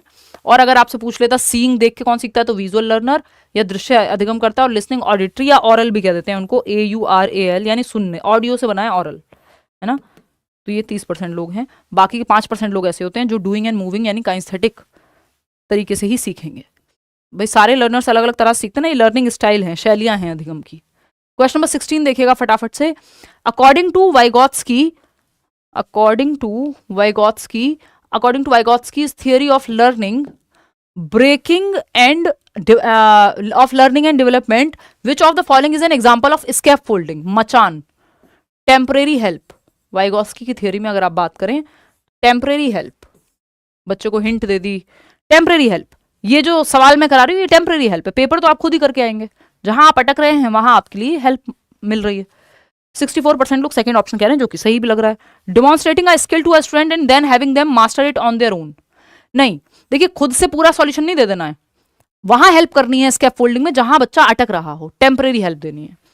Breaking a task down into smaller steps and providing support as needed. आपने एक बड़े से टास्क को छोटे टुकड़ों में तोड़ दिया और जहां बच्चे को जरूरत है गाइडेंस की वहां उसको हेल्प कर रहे हैं, किसी स्टेप पे कहीं हिंट देना है, कोई हाफ सॉल्व प्रॉब्लम है, कोई एग्जाम्पल देना है कहीं हेल्प के लिए, वहां आप हेल्प कर रहे हैं, ना कि पूरा खुद से सॉल्व करके दे रहे हैं। थर्ड ऑप्शन है providing a student with a grade for their work as motivation. नहीं, ग्रेड देना यहाँ पे इसके फोल्डिंग में नहीं आता, वो तो रिवॉर्ड का पार्ट हो जाएगा। फिर providing a student with a reading assignment and asking them to answer questions independently. एक रीडिंग असाइनमेंट दे दो बच्चे को और खुद से सवाल पूछते रहो, ये इसके फोल्डिंग नहीं है। तो सेकेंड ऑप्शन यहाँ पे सही हो जाएगा। आगे बढ़ेंगे नेक्स्ट क्वेश्चन पे। क्वेश्चन नंबर 17 देखिएगा। Two important cognitive development milestones of sensory motor stage of Piaget's theory of cognitive development. यानी आपको दो महत्वपूर्ण संज्ञानात्मक विकास के माइलस्टोन्स, जिनको आप डेवलपमेंटल टास्क भी कहते हो ना, तो ऐसे कॉग्निटिव टास्क हैं। हर एक थियरी में कुछ टास्क हो सकते हैं। तो जो सोशल एक्सपेक्टेशंस होती हैं विकास की प्रक्रिया में, उनको डेवलपमेंटल माइलस्टोन्स या डेवलपमेंटल टास्क कहते हैं। कि आपसे एक्सपेक्टेशन है कि आप 18 साल के हो गए हो तो खुद से खाना तो खा ही लोगे, है ना, या 25 साल के हो गए तो अब तो शादी करो, करियर की चिंता करो, 18 साल के हो गए तो देखो आइडेंटिटी किस फील्ड में जाना है, क्या करना है। अलग अलग स्टेज पे अलग अलग समाज की अपेक्षाएं आपसे होती हैं, उनको हम डेवलपमेंटल माइलस्टोन या डेवलपमेंटल टास्क कहते हैं। कि हर एक स्टेज पे सोशल एक्सपेक्टेशन है आपसे, वो टास्क है। कि इस उम्र में तो स्कूल जाओगे, होमवर्क खुद से करोगे, है ना, ये तो पढ़ाई लिखाई की उम्र है, कहाँ प्यार मोहब्बत में पड़ गए हो। तो सोशल एक्सपेक्टेशंस हैं आपकी समाज से, ठीक है ना, आपकी समाज से नहीं, समाज की आपसे। लेकिन यहाँ पे पूछा जा रहा है पियाजे की थियरी के अकॉर्डिंग, क्योंकि पियाजे की थियरी में भी स्टेजेस हैं, जैसे डेवलपमेंट में स्टेज होती हैं और उस स्टेज से एक्सपेक्टेशन है समाज की आपसे। कि ये जो पहली स्टेज है सेंसरी मोटर, भाई 4 स्टेजेस का शॉर्ट फॉर्म आपको बताया हुआ है ना, SPCF, sensory motor, pre operational, concrete operational और फॉर्मल ऑपरेशनल। तो सेंसरी मोटर ऑपरेशनल जो कि जन्म से 2 वर्ष तक होती है, इसमें कौन सा माइलस्टोन है जो अचीव हो जाना चाहिए बच्चे का? एनिमिज्म एंड ट्रांसफॉर्मेशन, यानी जीववाद, निर्जीव चीज को भी सजीव समझता है बच्चा। कि इस पेन से चोट लग गई तो वो कहेगा, सलमान भाई कह रहा है कोई, कि इस पेन ने या इस टेबल ने मुझे मारा है। ये एनिमिज्म है कि उसको निर्जीव चीज भी सजीव लग रही है। कि बहुत तेज बारिश आई है तो भगवान जी रो रहे हैं, उनको बुरा लगा है ना, तो ये एनिमिज्म है कि उसको निर्जीव चीज में भी सजीव नजर आ रहा है, यानी लिविंग को, नॉन लिविंग को लिविंग समझता है। क्लासिफिकेशन एंड सीरिएशन, यानी जो वर्गीकरण और क्रमबद्धता है, क्लासिफाई करना, ये 7 से 11 में आएगा। एनिमिज्म 2 से 7 में आएगा। Object permanence and deferred imitation, ये है जन्म से 2 वर्ष की बात। कितने लोग सही जवाब दे रहे हैं? 54% लोग, बाकी 46% लोग गलत दे रहे हैं जवाब। Reversibility of thought and hypothetico deductive reasoning, ये तो 11 साल एब्स्ट्रैक्ट फॉर्मल ऑपरेशन में आएगा, 11+ ईयर्स में। अमूर्त चिंतन। देखिए ऑब्जेक्ट परमानेंस, ये मैं बहुत बार बताती हूँ कि ये एकमात्र ऐसी स्टेज है, सेंसरी मोटर स्टेज, जन्म से 2 वर्ष में, जहां ऑब्जेक्ट परमानेंस की कमी भी होती है और यहीं पे एंड तक इस स्टेज के आते आते अचीव भी हो जाता है ऑब्जेक्ट परमानेंस, यानी वस्तु स्थायित्व, है ना। संवेदी परक अवस्था कहते हैं हिंदी में। वस्तु स्थायित्व और स्थगित अनुसरण या डेफर्ड इमिटेशन। कितनी बार आपको एग्जाम्पल हमने ये डिस्कस किया है, प्रीवियस कोई भी सेशन देखा होगा या पढ़ेंगे। ऑब्जेक्ट परमानेंस क्या है? Out of sight out of mind नहीं होता यहाँ पे, मतलब ऑब्जेक्ट परमानेंट हो गया बच्चे के दिमाग में। अगर आप कोई खिलौना छिपा भी देंगे तो भी वो उसको मांगेगा, इसका मतलब ऑब्जेक्ट परमानेंस आ गई, बच्चे की मेमोरी विकसित हो गई है, उसकी याददाश्त अब विकसित हो गई है, अब वो मांग रहा है वो खिलौना। तो जन्म से 2 वर्ष के अंत तक आते आते 1 साल 8 से 12 महीने में, कई बार 9 से 12 महीने में, तो इस स्टेज की towards the end of this stage तो आपकी ऑब्जेक्ट परमानेंस आ जाती है। शुरुआत में जब वो 6 महीने का है तब नहीं आएगी। अगर आपने कोई चीज छिपा दी थोड़ी देर में भूल जाएगा वो। आप देखते हैं बच्चे खेल खेलते हैं, मम्मी या पापा ऐसे हाथ लगा के और फिर ता करते हैं, वो खुश हो जाता है एकदम देख के, अरे तो उसको लगता है ऑब्जेक्ट परमानेंट नहीं है। जैसे ही हाथ लगाया तो उसको लगता है पापा गए या मम्मी गई, जैसे हटाया तो वो खुश हो जाता है। तो ऑब्जेक्ट परमानेंट नहीं हुआ अब तक दिमाग में, है ना, कि जो आंखों के सामने वही है, आंखों के सामने नहीं है तो नहीं एग्जिस्ट करता। लेकिन जैसे जैसे ये वो चीजों के लिए रोएगा या ढूंढेगा तो वो ऑब्जेक्ट परमानेंट हो गया, कि उसके खिलौना छिपा दिया फिर भी ढूंढ रहा है तो ऑब्जेक्ट परमानेंस आ गई है। डेफर्ड इमिटेशन क्या है? उसने पापा को या मम्मी को दाढ़ी बनाते हुए देखा, मतलब मम्मी को तो शायद नहीं देखेगा, वो तो सैलून में जाके बनवाएंगी, तो वो क्या है कि वो सेम रिपीट कर रहा है। फिर एक दिन उसने मम्मी को काजल लगाते हुए देखा मान लीजिए, तो और लिपस्टिक लगाते हुए देखा, फिर अगली बार आएंगे वो घर पे, तो अब उस समय उसने कुछ नहीं किया। किसी और दिन अचानक से उसने क्या किया, होठों पे लगाया काजल और आंखों पे लगाई लिपस्टिक। आप सोचो कितना सुंदर लग रहा होगा। डेफर्ड इमिटेशन का उदाहरण है, यानी इमिटेशन होता है नकल करना, वो तुरंत नकल नहीं कर रहा। डेफर्ड यानी उसने डेफर कर दिया, बाद के लिए, विलंबित, बाद में नकल करके दिखा रहा है, या बाद में उसने उस चीज को कॉपी किया किसी और दिन। ये भी इसी स्टेज में आ जाता है, जन्म से 2 वर्ष के अंत तक आ जाता है। तो ये 2 चीजें जो अचीव हो जाते हैं, ये दोनों माइलस्टोन इसी स्टेज में। ऑब्जेक्ट परमानेंस की कमी इसी स्टेज की शुरुआत में और बाद में अचीव भी हो जाता है इस स्टेज के एंड तक। Children are born unruly and need to be socialise, यानी अनियंत्रित पैदा होते हैं बच्चे और उनको सामाजिक होने की आवश्यकता है। सेकेंड ऑप्शन है come into this world with genetic codes that determine their destiny. ये डेस्टिनी वेस्टिनी वाले जो ऑप्शन है इन्हें पहले ही हटा दिया करो। Are greatly influenced by the social cultural context they grow up, बिल्कुल सही है। कॉन्टेक्चुअल होता है डेवलपमेंट, यानी जिस समाज और संस्कृति में आप हैं विकास की प्रक्रिया पर प्रभाव समाज और संस्कृति का पड़ता है। फोर्थ ऑप्शन है come into this world as tabula rasa और ब्लैंक स्लेट। ये व्यवहारवादी कथन है, जॉन लॉक नाम के व्यक्ति थे उन्होंने दिया था। नॉर्मल केस में हम आज के समय में इसको नहीं मानते हैं कि बच्चा जो है खाली तख्ती है, कोरा कागज है, कुछ भी लिख दो कुछ भी बना दो। हम तो पियाजे और वाइगोत्स्की को मानते हैं जो रचनावादी हैं, जो कहते हैं बच्चा खाली तख्ती नहीं, अपने अनुभव से ज्ञान का सृजन करने की क्षमता रखता है, यानी नॉलेज को कंस्ट्रक्ट करने की क्षमता रखता है। तो ये जो है यहाँ पे सही है, बाकी सारे गलत हैं।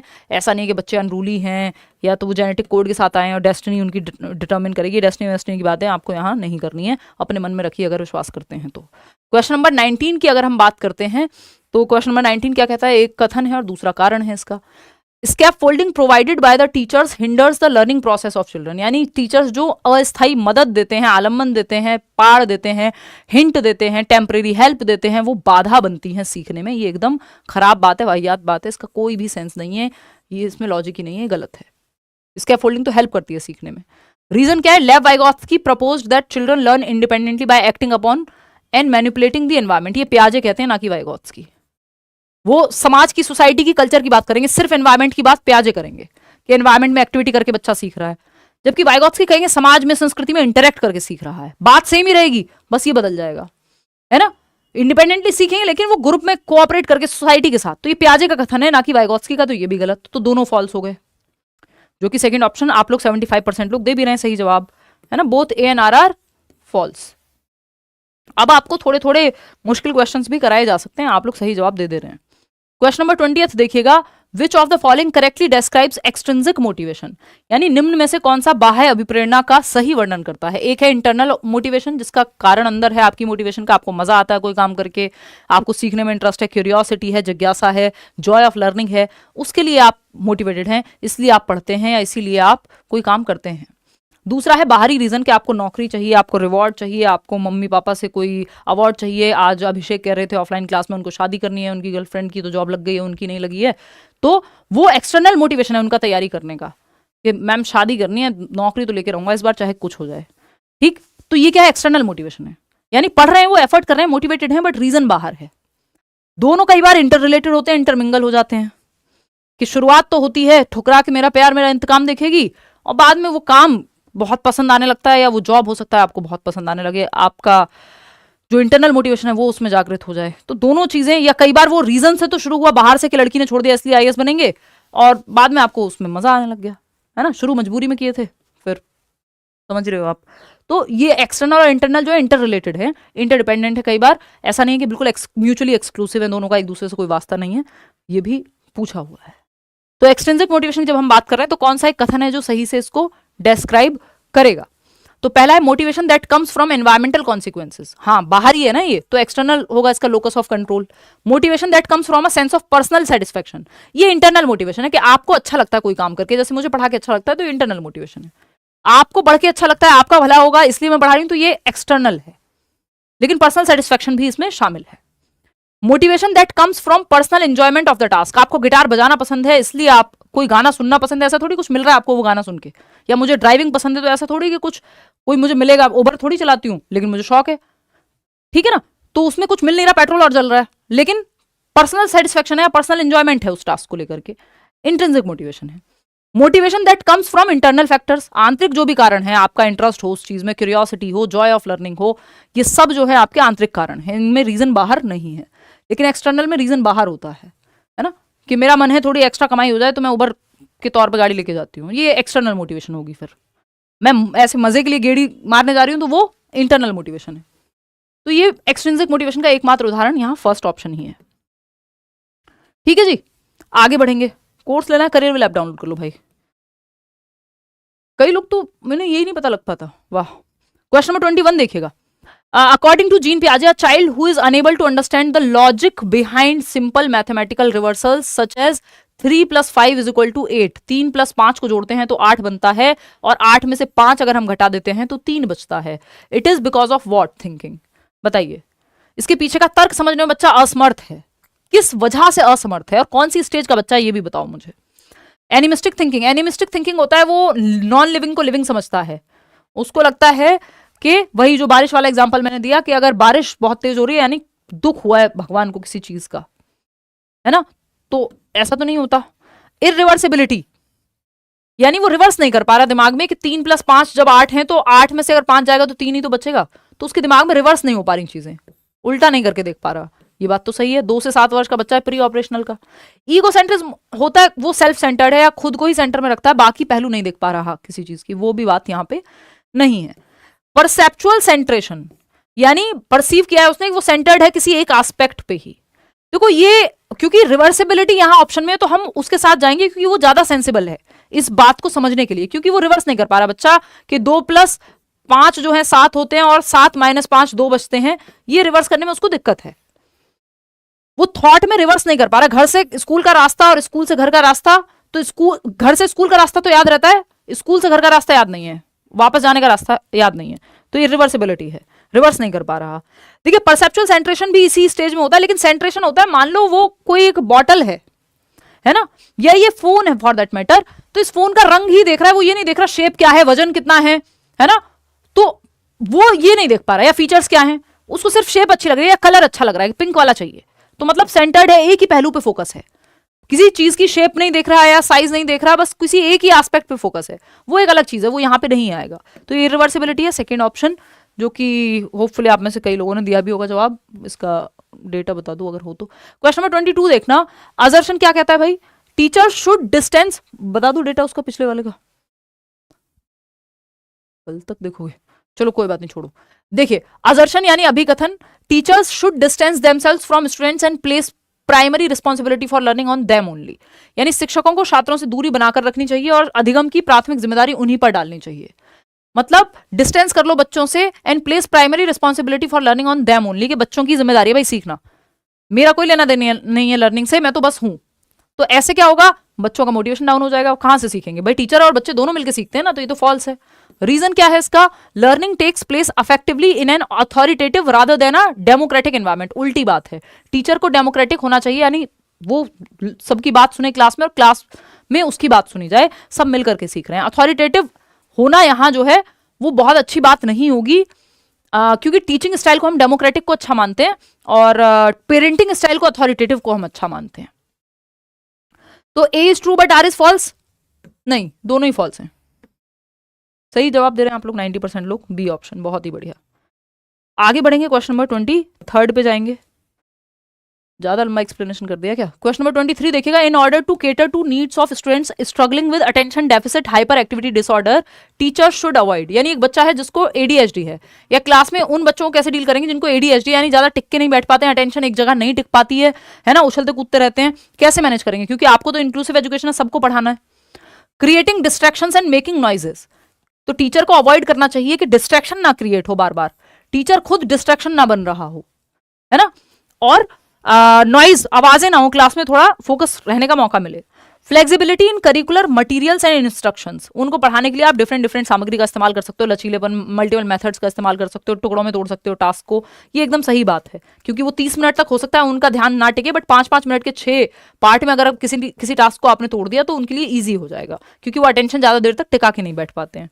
यूजिंग मल्टी सेंसरी मटीरियल्स, कई सारे सेंसरी मटीरियल्स जिसमें बच्चे का विजन भी इंक्लूडेड है, विजुअली भी वो देख पा रहा है, सुन भी रहा है, एक्टिविटी भी इन्वॉल्व है, तो उसका इन्वॉल्वमेंट या अटेंशन ज्यादा अच्छे से वहां पे पैक्ड रहेगी। लेकिन एक ही ऑप्शन गलत है कि विकर्षण और शोर करने को अवॉइड करना चाहिए, बाकी तीनों मेथड तो आप अपना सकते हैं, लेकिन अवॉइड फर्स्ट को ही करना चाहिए, तो वही सही है, क्योंकि वही पूछा है कि अवॉइड क्या करना है। क्वेश्चन नंबर 24, आप देख रहे होंगे पेपर लेंदी हुआ है विद टाइम, पूछने का तरीका जो है वो लेंदी हुआ है, टॉपिक वही है, सिलेबस वही है, पढ़ोगे अच्छे से, लेकिन अगर आपने प्रैक्टिस इनफ नहीं की तो आप पेपर सॉल्व करते ही रह जाओगे, टाइम ही कम पड़ जाएगा, तो इसलिए आपको पढ़ने की आदत बहुत होना जरूरी है। क्वेश्चन को, during play time at school Rishabh a 7-year-old boy picked a doll to play with, 7 साल का बच्चा है, स्कूल टाइम में खेलने के लिए उसने एक डॉल उठा ली, ऋषभ नाम का एक बच्चा है, स्पेशली बॉय है, देखो यहाँ पे बताया हुआ है क्योंकि जेंडर का क्वेश्चन है। Some of his peers made fun of him for his choice of toy, क्योंकि वो डॉल से खेल रहा है तो उसके दोस्तों ने उसका मजाक उड़ाया कि यार तुम तो लड़के हो, तुम क्यों खेल रहे हो डॉल से। As a teacher who wants his students to grow up with gender role flexibility, which of the following would be the best response to the situation by the teacher. यानी एक टीचर के रूप में who wants his students to grow up with gender role flexibility, यानी gender role flexible हो सकते हैं, लचीलापन हो सकता है किसी लड़के को डॉल से खेलना पसंद हो और किसी लड़की को गाड़ी चलाना पसंद हो, फ्लेक्सिबिलिटी हो सकती है। जेंडर रोल कहाँ है? समाज ने बनाया ना, कोई ऐसा तो है नहीं कहीं से आपका नेचर ने बना दिया है, भगवान ने आकाशवाणी की थी, है ना। तो लैंगिक भूमिका के संदर्भ में लचीलापन होना चाहिए। तो टीचर इस बात को कैसे समझाए बाकी बच्चों को जो ये कह रहे हैं कि पिंक कलर चूज करते हो तुम तो लड़की हो, है ना, इस बात को कैसे समझाओगे? Talk to Rishabh that dolls are suitable for girls and boys should not play with dolls. तो आप तो और खराब स्थिति पैदा कर देंगे यदि आप कहेंगे कि बेटा तुम लड़के हो और तुम तो डॉल से मत ही खेलो, तुम तो जो है उससे खेलो, क्या कहते हैं, बंदूक से खेलो, या तुम तो गाड़ी से खेलो। तो वो जेंडर स्टीरियोटाइप हो जाएगा कि आपने किसी काम को, किसी खेल को जेंडर से जोड़ दिया। Tell Rishabh that he should play with something else because his friends won't approve of him playing with doll. अब फ्रेंड्स अप्रूव नहीं करेंगे तो ऋषभ जो उसको नेचुरली पसंद है वो करना छोड़ दे, ये गलत हो जाएगा। फिर है let Rishabh play with doll and tell other children that they can also choose any toy of their choice. कि भाई आप ऋषभ को खेलने देंगे डॉल से जो उसने उठाई है या पसंद की है खेलने के लिए, और बाकी बच्चों को कहेंगे तुम्हारा जो मन करे वो टॉय उठा लो। सारे टॉयज हैं, कोई भी किसी भी टॉय से खेल सकता है, टॉय पे थोड़ी लिखा है कि ये पर्टिकुलर जेंडर के लिए है, ठीक है ना। Quietly take away the doll and give a car to, ऐसे भी महान लोग हैं ये जवाब भी दे देंगे और दे रखा होगा कुछ लोगों ने, तो है ना। 88% ने थर्ड ऑप्शन दिया, बाकी के जो महान अनुभव हैं 12% वो तो जवाब दे ही रहे हैं ना बाकी, तो वो कैसे आपको ठीक लग रहे हैं? कमाल करते हो। किसी भी टॉय को, किसी भी काम को, किसी भी कपड़े को अगर किसी जेंडर से जोड़ रहे हैं तो हम स्टीरियोटाइप कर रहे हैं। फिर क्वेश्चन नंबर 25 देखिएगा, पियाजे described cognitive development as occurring in. पियाजे ने कैसे, किस प्रकार वर्णन किया है संज्ञानात्मक विकास का या मेंटल डेवलपमेंट का? एक कॉन्टिन्यूअस कॉन्टिन्यूअम है? नहीं भाई, डिसकॉन्टिन्यूअस है, क्योंकि स्टेजेस में तोड़ा है, 4 स्टेजेस दी हैं उन्होंने, तो डिसकॉन्टिन्यूअस है उनके अकॉर्डिंग, ना कि कॉन्टिन्यूअस, तो ये भी क्रॉस हो गया। फिर है 4 overlapping culture specific stages. Culture specific दिए क्या स्टेजेस, क्या लगता है आपको? कल्चर स्पेसिफिक है, इंडिया के लिए अलग स्टेजेस हैं पियाजे की, अमेरिका के लिए अलग है, यूरोप के लिए अलग हैं, भाई दुनिया के लिए सेम है। स्विट्जरलैंड से थे वो, सारी दुनिया में पियाजे की 4 ही स्टेजेस होंगी, चाहे अमेरिका में जाके पढ़ो, चाहे यूरोप में पढ़ो, चाहे कहीं पढ़ो। उन्होंने ऐसा नहीं कहा इन बच्चों के लिए अलग होगा। कोई भी स्टेज देता है तो वो जनरली स्टेज वाला कल्चर के लिए नहीं देगा अलग अलग, नहीं तो फिर तो 4 स्टेज क्यों पढ़ोगे आप? तो 14 तरह की स्टेज पढ़ोगे, यूरोप वाली ये है, अमेरिका की ये है, एशिया की ये है। तो ऐसा तो नहीं किया उन्होंने। 4 क्वालिटेटिवली डिफरेंट स्टेजेस, ये हमें सही लग रहा है। 3 प्रोग्रेसिव लेवल्स, नहीं, 4 क्वालिटेटिव डिफरेंट स्टेजेस। क्वालिटी में डिफरेंस है, और पियाजे कहते भी हैं कि कॉग्निटिव डेवलपमेंट जो है या बच्चों की जो थिंकिंग है वो क्वालिटी में अलग होती है, ना कि क्वांटिटी में, यानी अमाउंट में नहीं, काइंड में अलग होती है, प्रकार अलग है। बच्चा भी उतना ही सोचता है जितना आप सोच रहे हैं, बस उसका सोचने की जो गुणवत्ता है, क्वालिटी है, वो डिफरेंट है। अलग अलग स्टेज में क्वालिटी अलग होती है सोचने की, किसी में लॉजिक आ रहा है, किसी में एब्स्ट्रैक्ट थिंकिंग आ रही है। तो 4 क्वालिटेटिव स्टेजेस दी हैं, SPCF, sensory motor, pre operational, concrete operational और फॉर्मल ऑपरेशनल, ये 4 स्टेजेस हैं। और एक स्टेज से दूसरी स्टेज में सोचने की क्वालिटी डिफरेंट होगी। Children often come up with their own explanations of events around them on being probed as to why does it rain. Sia says God was tired of carrying the buckets of water on his shoulders. Such explanations, इसी की हम बात कर रहे थे अभी कि बच्चे अक्सर अपने आसपास की घटनाओं की व्याख्या अपनी भाषा में या अपनी व्याख्या लेके आते हैं, उनकी अपनी एक्सप्लेनेशन होती है। बारिश क्यों होती है यह पूछे जाने पर सिया कहती है कि भगवान अपने कंधों पर पानी की बाल्टियां ढो ढो कर थक गए होंगे, इसलिए उन्होंने सोचा फेंक दो इनको, और बारिश हो गई नीचे, ऊपर से भगवान ने फेंक दी। क्या है ये? कोई साइंटिफिक एक्सप्लेनेशन है? नहीं, बच्चे ने अपने अनुभव के आधार पर कहा है, उसकी अपनी एक्सप्लेनेशन, उसकी अपनी क्रिएटिविटी है, लॉजिकल नहीं है बेशक। Depict that children have an egocentric view and can not consider others view point. भाई अदर्स व्यू पॉइंट ही तो कंसिडर किया है, भगवान के व्यू पॉइंट तक चला गया बच्चा, आपको अभी भी ईगोसेंट्रिक दिख रहा है। Illustrate that children are not capable of any reasoning. ये रीजनिंग तो है लेकिन ये लॉजिकल रीजनिंग नहीं है, बच्चे ने तर्क तो दिया है। इसको हम इरेशनल थिंकिंग कहते हैं, 2 से 7 वर्ष में होती है, या इसको हम ट्रांसडक्टिव रीजनिंग कह देते हैं, जिसमें लॉजिक की कमी होती है लेकिन रीजनिंग तो है, ये रीजन तो दिया है बच्चे ने। थर्ड है prove that children's thinking is much lesser than adults quantitatively. Quantitatively यानी साबित करती है कि बच्चों की सोच जो है वयस्कों की तुलना में मात्रात्मक रूप से बहुत अलग है। मात्रात्मक नहीं, क्वालिटी में डिफरेंस है, क्वांटिटी में नहीं। बच्चा भी तो सोच ही रहा है, आप भी सोच ही रहे हैं, आपका दिल टूटा है, उसका पेन टूटा है, सोच तो दोनों रहे हैं, क्वालिटी में अंतर है, समझ रहे हो। फोर्थ ऑप्शन क्या है, indicate that children have naive understanding rooted in their cultural context with which they try to understand events. यानी ये इंडिकेट करता है कि जो बच्चे हैं उनकी नाइव अंडरस्टैंडिंग होती है। नाइव मतलब जिसको हम सहज समझ कहते हैं, या इसको हम कहते हैं कि ये ऑल्टरनेटिव कॉन्सेप्शन है। एक नंबर का आता है ये सवाल यहां से। या हम इसको कहते हैं कि मिस कॉन्सेप्शन है। तो इनको मिस कॉन्सेप्शन या रॉन्ग कॉन्सेप्शन ना कह के हम नाइव कॉन्सेप्शन या ऑल्टरनेट कॉन्सेप्शन कहते हैं, कि बच्चे का ऑल्टरनेट तरीका है सोचने का, कि ट्रेन चल रही है तो पेड़ भी साथ साथ चल रहे हैं। मैं चलता हूं तो चंदा मामा मेरी नानी के यहाँ भी जाते हैं और मेरी बुआ के यहाँ भी जाते हैं, और मैं जहां भी जाता हूं वहां जाते हैं मेरे साथ। ये नाइव कॉन्सेप्शन है। चंदा मामा तो वहीं है जहां है ना। तो indicate that children have naive understanding rooted in their cultural context. जिस संदर्भ में, जिस समाज में जिस तरह की बातें होती हैं, वो उस तरह की कहानियां अपने दिमाग में उनके अनुभव के आधार पर बन जाती हैं। ठीक है ना। होगी भाई सब्जेक्ट पेडागोजी, अभी टेंशन ना लो, साथ में ही होगी पुराने और नए बैच में। क्वेश्चन नंबर 27 देखो, असर्शन यानी कथन क्या है, children below the age of 5 to 6 years should not be pressurised to write properly and within the lines. भाई 5-6 साल का बच्चा है, यानी अभी वो प्रॉपर प्ले वे से फर्स्ट क्लास में भी नहीं गया, 6 साल में तो एडमिशन होगा फर्स्ट क्लास में। तो प्ले वे की एज में आप, या प्री स्कूल में, या 5-6 साल की उम्र में बहुत ज्यादा जोर नहीं दे सकते कि प्रॉपर लाइन के अंदर लिखो, एकदम सही लिखो। क्यों? रीजन है इसका, children gain a control of फाइनर motor skills from 5 to 6 years onwards. तो फाइन मोटर स्किल्स के लिए बहुत अच्छी अवस्था है, जो 6 से 12 वर्ष है, उसमें प्रॉपर जो है फाइन मोटर स्किल्स उसकी अभी विकसित हो ही रही हैं अर्ली चाइल्डहुड में। यानी पेन पकड़ना, ड्राइंग करना, पेंटिंग करना, है ना। ग्रॉस है जो बड़ी मांसपेशियों की पकड़ है, और फाइन है जो छोटी मांसपेशियों, उंगलियों और हाथों पे, आंखों की मसल्स पे कंट्रोल है। दोनों सही है और दोनों का रीजन भी सही है। नॉट नहीं यहां पे आएगा, बोथ आर करेक्ट, कि हाँ प्रेशराइज मत करो क्योंकि अभी विकसित हो ही रही है उसकी फाइन मोटर स्किल्स। इसीलिए आप देखते हैं छोटे बच्चों की जो नोटबुक होती है, आप पहले कलर जो है आपकी मम्मी या टीचर को आप कह देते हैं कि आप साइड साइड में भर दो, मेरे से बाहर निकल जाएगा। क्यों? क्योंकि वो लाइन में लिख नहीं पा रहा, अभी fine motor skills properly developed नहीं है, फिर वो अंदर अंदर कलर भर देता था। याद है कुछ? चलो क्वेश्चन नंबर 28 देख लो, teachers should deal with failure of students in the classroom. बच्चे यदि फेल होते हैं या असफल होते हैं क्लासरूम में, तो कैसे डील करेंगे टीचर को? भाई असफलता तो इनएविटेबल है ना, ऐसा तो नहीं हो सकता कि कभी आप जीवन में असफलता या एरर महसूस ही ना करें। तो टीचर को कैसे डील करना चाहिए बच्चों की असफलता को? By identifying the caste of the students and telling parents to provide additional support at home. इन छात्रों की जाति की पहचान करके और उनके माता पिता को घर पर अतिरिक्त सहायता प्रदान करने के लिए आपको क्या लेना है ना, तेरा क्या मतलब हमसे, है ना। वो है ना आपका जो मीम है इंस्टाग्राम पे बहुत चलता है। तो भाई आपको जाति से कोई मतलब नहीं है बच्चे की, आपको बच्चे की क्लास से कोई मतलब नहीं है, आपको बच्चे के रंग से कोई मतलब नहीं है, आपको बच्चे के धर्म से कोई मतलब नहीं है।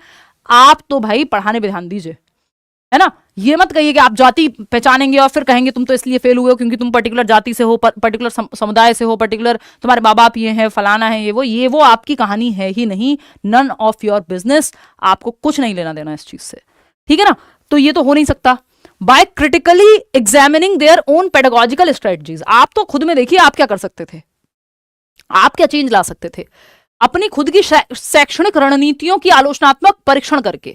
आलोचनात्मक मतलब ये नहीं कि बुराई करके, ये देख के कि कहां कमी रह गई आपके मेथड में, है ना। आप तो खुद में देखते हो, बच्चे में या उसके पेरेंट्स में कमी नहीं ढूंढते हो, या उसकी जाति में या उसके सामाजिक सांस्कृतिक परिवेश में कमी नहीं ढूंढते हो।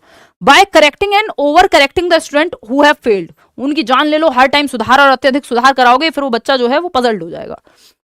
क्वेश्चन नंबर 4 है बाय ऑप्शन नंबर 4 है by administering standardised IQ test to failed students to assess their intelligence. अब अगर आप आईक्यू टेस्ट ले लेंगे और ये कहेंगे जिसका आईक्यू कम है वो इसलिए फेल हुआ है, तो क्या बाकी बच्चों को सीखने का अधिकार नहीं है? आईक्यू तो ज्यादातर लोगों का एवरेज ही है, मोर देन 60% पॉपुलेशन का। 2-3% लोग हैं जो गिफ्टेड हैं, 2-3% लोग हैं जो बिल्कुल रिटार्डेड की स्थिति में है। तो ये आईक्यू का ठप्पा या लेवल लगाने की जरूरत यहां नहीं है, ठीक है। तो by critically examining their own pedagogical strategies, अपने मेथड में कैसे वो चेंज लाए ताकि बच्चा सीख पाए या अगली बार फेल ना हो, या कहां उसकी कमी रह गई वो आपको देखना है। Use of people first language such as using the description students with a learning disability instead of learning disabled students. यानी पीपल फर्स्ट लैंग्वेज यानी व्यक्ति को प्रथम रखिए आप। मतलब आप कौन सी लैंग्वेज यूज कर रहे हैं? Student with a learning disability. इसको इस तरह से भी कहा जाता है कि अगर आप एंग्शियस महसूस कर रहे हैं तो आप ये कहें कि आप ही एंग्शियस हैं, आप ही कहें आई एम फीलिंग एंग्शियस, कि आपको एंग्जाइटी महसूस हो रही है, एंग्शियस आप महसूस कर रहे हैं, आप हैं नहीं कोई, वो आपकी आइडेंटिटी नहीं है। तो एक बच्चा जिसको लर्निंग डिसेबिलिटी है, इसका मतलब ये नहीं वो लर्निंग डिसेबल्ड ही हो गया। अब आप कहोगे तुम तो लर्निंग डिसेबल्ड हो, ये वाला शब्द इस्तेमाल करने की जगह आप क्या करेंगे? आप देख रहे हैं लैंग्वेज से क्योंकि आपका एटीट्यूड फॉर्म हो रहा है, कि आप देखते कैसे हैं, आपका नजरिया कैसा है बच्चे के प्रति। ठीक, तो आप ये कह रहे हैं कि use of people first language, बच्चों को आप प्रथम रखिए, और कैसा डिस्क्रिप्शन के स्टूडेंट्स विद लर्निंग डिसेबिलिटी। आप ये कहिए कि बच्चे को लर्निंग डिसेबिलिटी है, बच्चा डिसेबल्ड नहीं है। लर्निंग डिसेबल्ड की जगह आप स्टूडेंट विद लर्निंग डिसेबिलिटी कहिए। किसी को डिसलेक्सिया है तो ऐसा नहीं कि वो बच्चा जो है वो उसकी आइडेंटिटी डिसलेक्सिया बन गई है, ठीक है। तो यहाँ पे वो सीख तो फिर भी सकता है ना, बावजूद इसके कि कोई भी डिसेबिलिटी उसको है। Is a hindrance in correct identification and labelling of people, नहीं, लेबल करने वाला इशू नहीं है, ये एटीट्यूड का प्रॉब्लम है। Takes away the emphasis from disabilities and is not in true spirit of inclusion, यानी ये जो है takes away the emphasis from disabilities and is not in the true spirit of inclusion, अक्षमता से जोर हटा देता है और समावेशन की सच्ची भावना में सही नहीं है, इसलिए कह रहे हैं हम ये। या फिर third option, is in consonance with the human rights approach to inclusion, illustrates the emphasis on medical model of disability, इसका कोई लेना देना नहीं है। इंस्टेड ऑफ लर्निंग डिसेबल्ड, अगर आप पीपल फर्स्ट लैंग्वेज यूज करेंगे तो आप कहीं ना कहीं ह्यूमन राइट्स को भी ध्यान में तो रख ही रहे हैं। Takes away the emphasis from the disabilities and is not in the true spirit of inclusion. Use of people first language, such as using the description students with a learning disability instead of learning disabled students, takes away the emphasis from the disabilities and is not in the true spirit of inclusion। यार second हो सकता है, ये थोड़ा सा language का इसमें जो है फंस रहा है पेज, कि अक्षमता से जोर हटा देता है और समावेशन की सच्ची भावना में सही नहीं है। क्या यूज करना, पीपल फर्स्ट लैंग्वेज यूज करना, is in consonance with the human rights approach to inclusion, ये तो है ही, इसमें कोई दो राय नहीं है। बट एक पहलू से अगर मैं इसको बढ़ के देख रही हूं तो ये थोड़ा सा कंफ्यूजन यहाँ क्रिएट हो रही है। फिर भी हम जाएंगे अभी थर्ड के साथ ही, क्योंकि ये जो लास्ट में इन्होंने नहीं लगाया इससे कंफ्यूजन बढ़ रही है कि ऐसा तो नहीं कि इंक्लूजन को ये प्रमोट नहीं कर रहे, प्रमोट तो कर रहे हैं। तो हम थर्ड के साथ जा रहे हैं अभी के लिए, अगर इसमें कुछ चेंज होगा तो फिर डिस्कस कर लेंगे कल। क्वेश्चन नंबर 30 देखिएगा, रीड द फॉलोइंग, अभी मैं इसमें सर नहीं बहुत ज्यादा खपाना चाहती हूँ, ऑलरेडी बहुत थकी हुई, ऑलमोस्ट 12 घंटे हो गए। देखिएगा, रीजन असर्शन क्या है, लास्ट क्वेश्चन है आज का। It is advisable not to rely on standardised test while conducting assessment for learning, यानी ऐसा उपयुक्त माना जाता है कि अधिगम के लिए आकलन करते समय मानकीकृत परीक्षणों पर निर्भर नहीं करना चाहिए, यानी स्टैंडर्डाइज्ड टेस्ट पे आप फोकस मत करिए आकलन के लिए। रीजन क्या है इसका, in criteria referenced testing scores are compare to a set of performance standard. बात तो सही है, गड़बड़ कहां है इसमें, तो A is true but R is false, नहीं भाई आर तो फॉल्स नहीं है। Both A and R are true and R is the correct explanation of A. क्या कहते हो आप लोग, 33% लोग कह रहे हैं क्या, बी ऑप्शन। चलिए देखते हैं, ऐसा उपयुक्त माना जाता है कि अधिगम के लिए आकलन करते समय मानकीकृत परीक्षणों पर निर्भर नहीं करना चाहिए, यानी test while conducting assessment for learning कह सकते हो आप, ये बात आप कह सकते हो बिल्कुल। और इसमें क्राइटेरिया रेफरेंस टेस्ट में जो है ये होता है, ये दोनों बातें सही है, बट ये इसकी एक्सप्लेनेशन तो मुझे नहीं लग रही है कहीं से। तो third option is the right answer, या should be the right answer.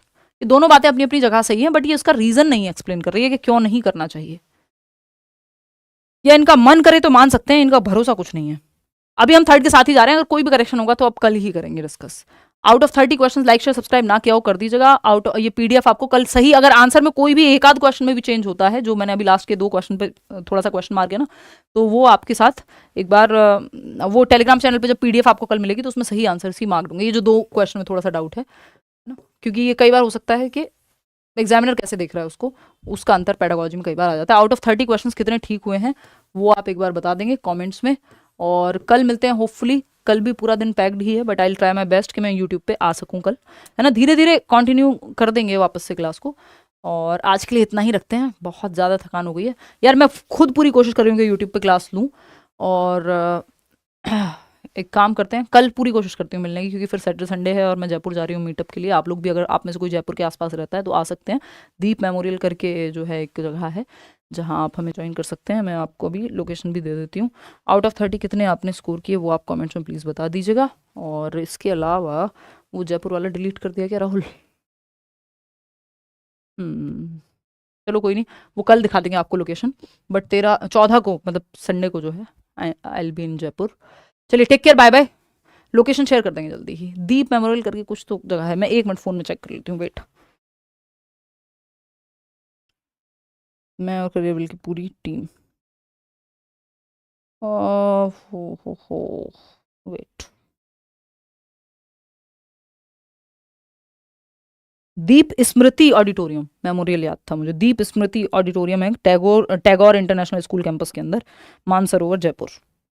ठीक है, 14 तारीख को सुबह 10 बजे, दीप स्मृति ऑडिटोरियम। ये मीटअप है आपका, फ्री एंट्री ऑफ कोर्स। अब तो लिखने की भी हिम्मत खत्म हो चुकी है दोस्तों। गुड नाइट, बाय, कल मिलते हैं। ठीक है जी, थैंक यू सो मच। कैसी लगी आपको क्लास, आप कमेंट्स में बता दीजिएगा। टड़ा, बाय बाय, टेक केयर। कल मिलते हैं, कल 9 बजे।